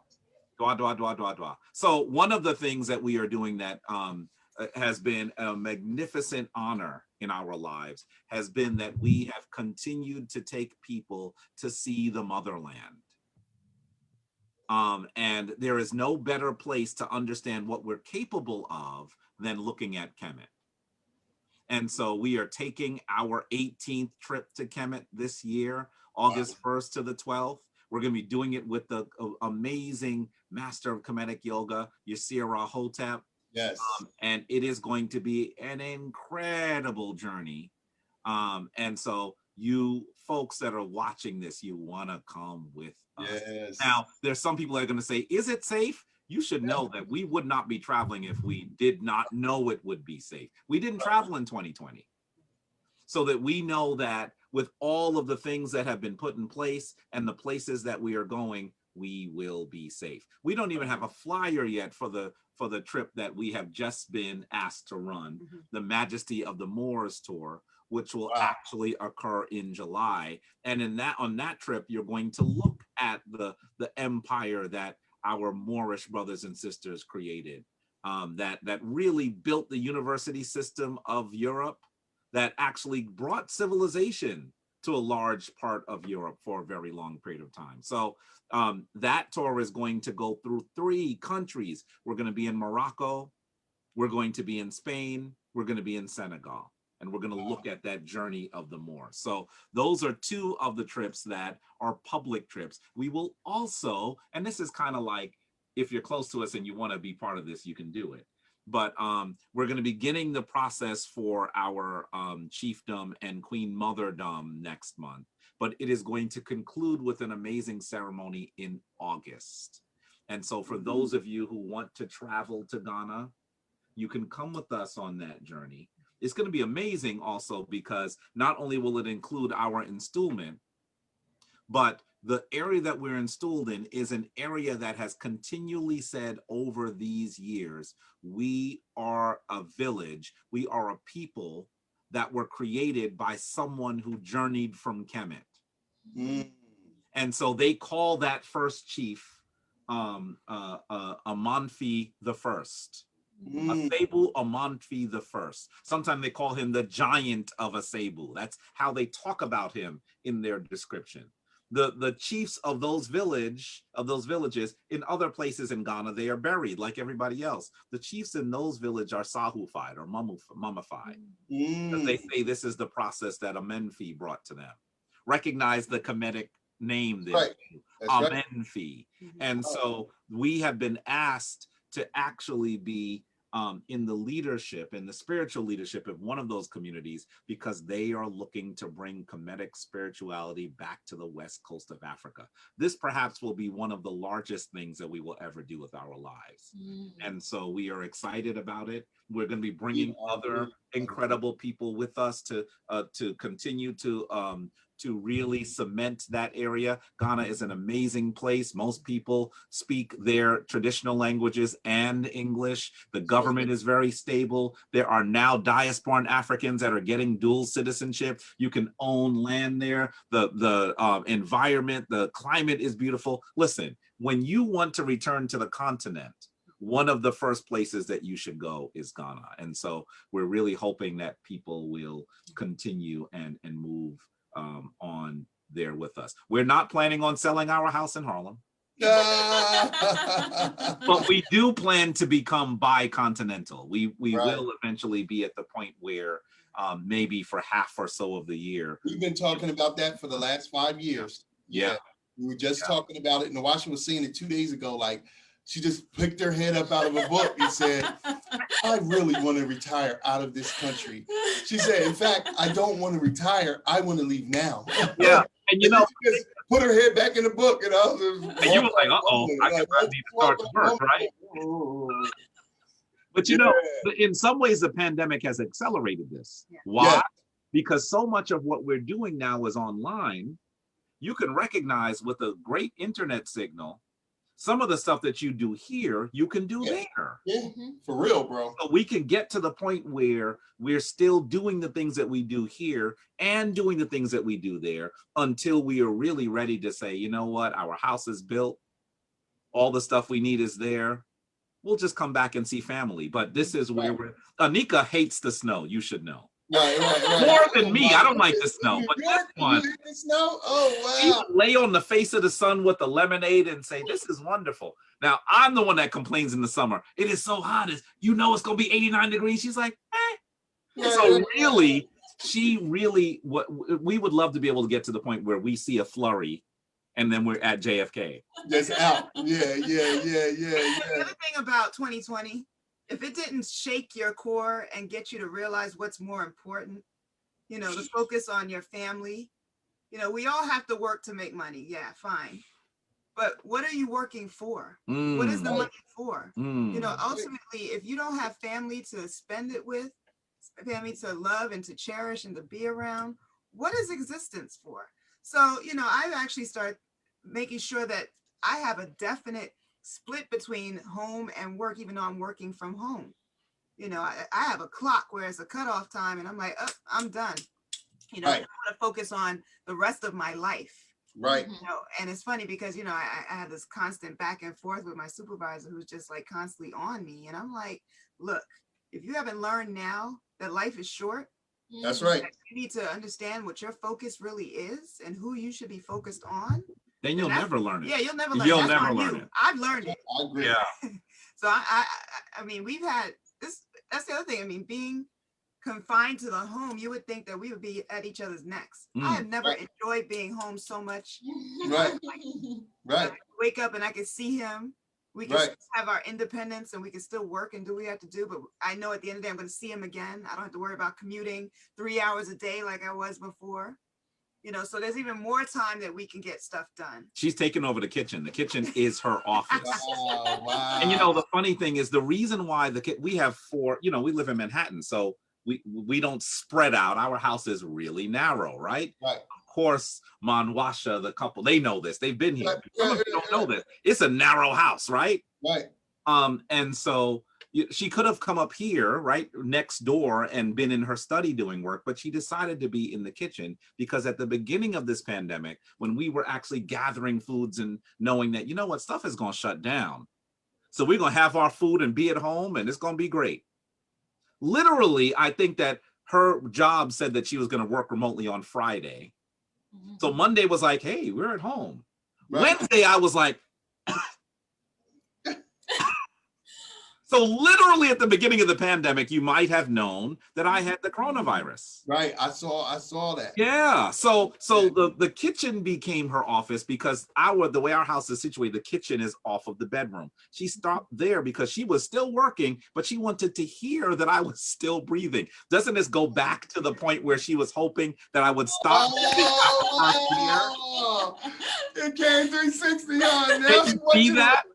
Now she wants to hear me gravelly breathe because we've worked out those issues. Wow. And so that's how the kitchen became her office space. Wow. And it's funny. I laugh now because, you know, my day tends to be longer. I tend to be really late. So I'll be getting up and moving at 10 o'clock when she's in meetings. And sometimes I get the Zoom look. Right. I'm getting coffee. And she gives me that look like, if you don't walk away from that coffee pot right now, you're going to catch it later. So I've learned another thing about my wife. Now I have the Zoom look. Right. But really, doing things on the internet means that we can do things further abroad. It means that our shrine is growing. The next group of initiates, I think that we have we're probably at around 35 people that are becoming full members of the shrine in this go. And the thing that's amazing is maybe 3 or 4 of them are in New York City. The rest of them are all over the United States and in other parts of the world. So the shrine is really growing in an international way, which is going to be amazing. That's beautiful. That's another benefit of this time. Like I think everyone is a little bit more familiar. Some people have always been doing this, but that's right. Now this is the norm. You know, commercials. This is on, you know, your phone. And I think that people are accepting I can improve my life. We've seen the same thing. I can improve my relationship and I can do it right now, you know, where I am without putting it off into the future or, you know, starting with the resources that I actually have, making a call, signing up for a newsletter, finding out about the information and really taking action. And I think that that is something we're definitely going to keep encouraging everyone to sign up for your newsletter, go to your website and just be, if you can't make the trip in August, you should still be on the email list to hear about the next trip because it really is about your lifestyle. Right. And sometimes when we're putting things off, we don't actually make it back around. That's right. Not with the people, like you were just saying, the important thing is your relationship. That is what you're working for. That is a part of who's connected to even tell your story, to tell your legacy. So when you neglect your relationships for your work or for your schooling or for whatever it is that you think you're doing, you only end up with regrets. That's right. You are not advancing. You're not. You're not. And this is so important for us to say, this is a time, it's been some stress for some people, of course, but this is the time to realign and to say, I can do these things, like you have said so well, for myself, but there's a hierarchy where my important relationships have to come first. And if it is setting the time, if it is making sure the alarm goes off, it's just a matter of doing the things that are necessary so that you're actually happy and fulfilled and excited. About your individual medicine that you bring to the planet. But it's not just about you. You're coming here to really have relationships with others. And, you know, that is our goal, is that everyone recognize how important it is to relate.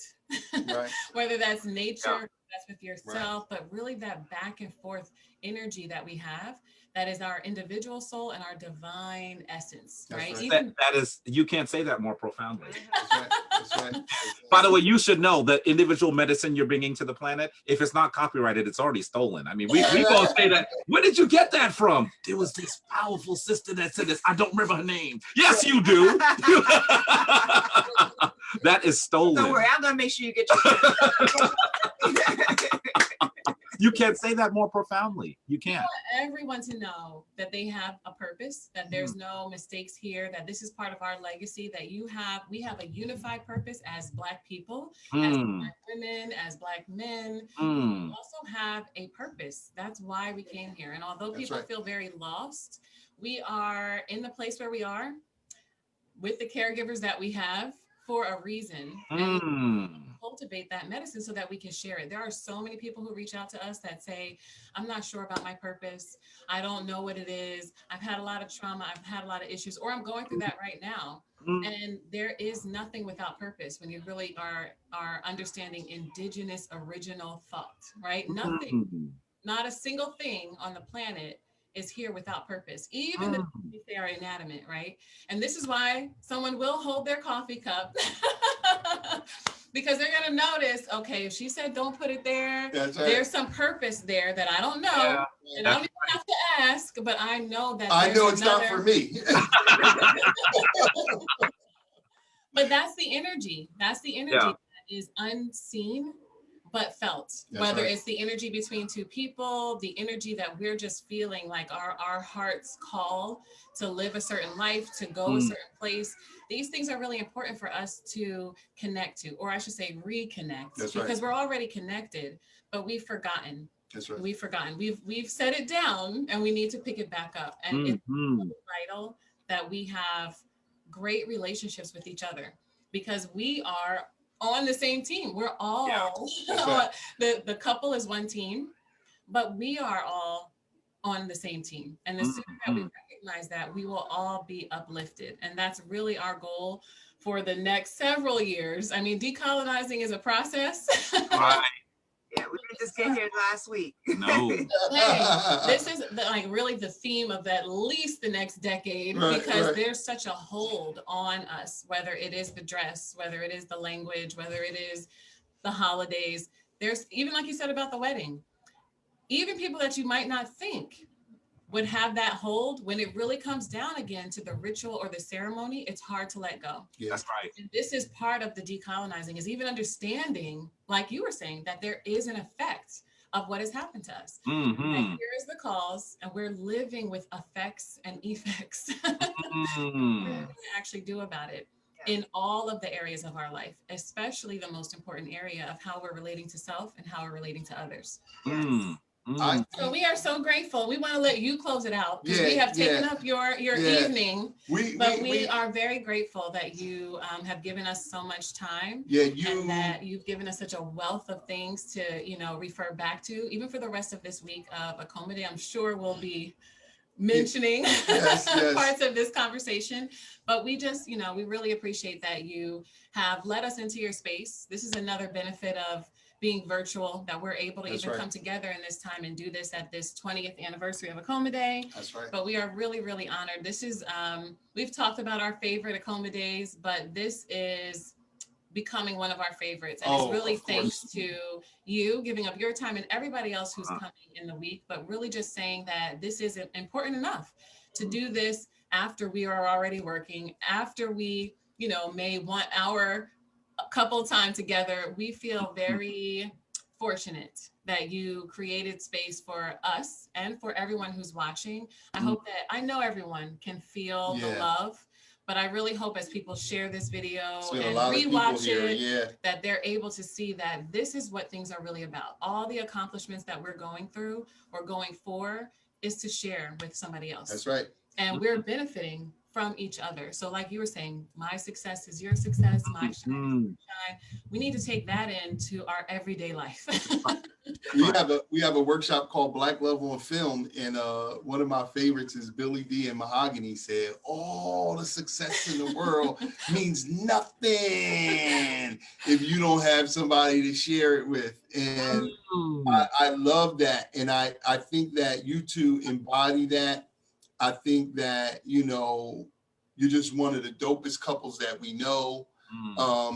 We love you. You have really, we've loved y'all for a long time, but you really set it off tonight, as a New York slang. Y'all set it off tonight because I think that for as great as you are and for the way that people look at you, because we know you and we see how people look at you.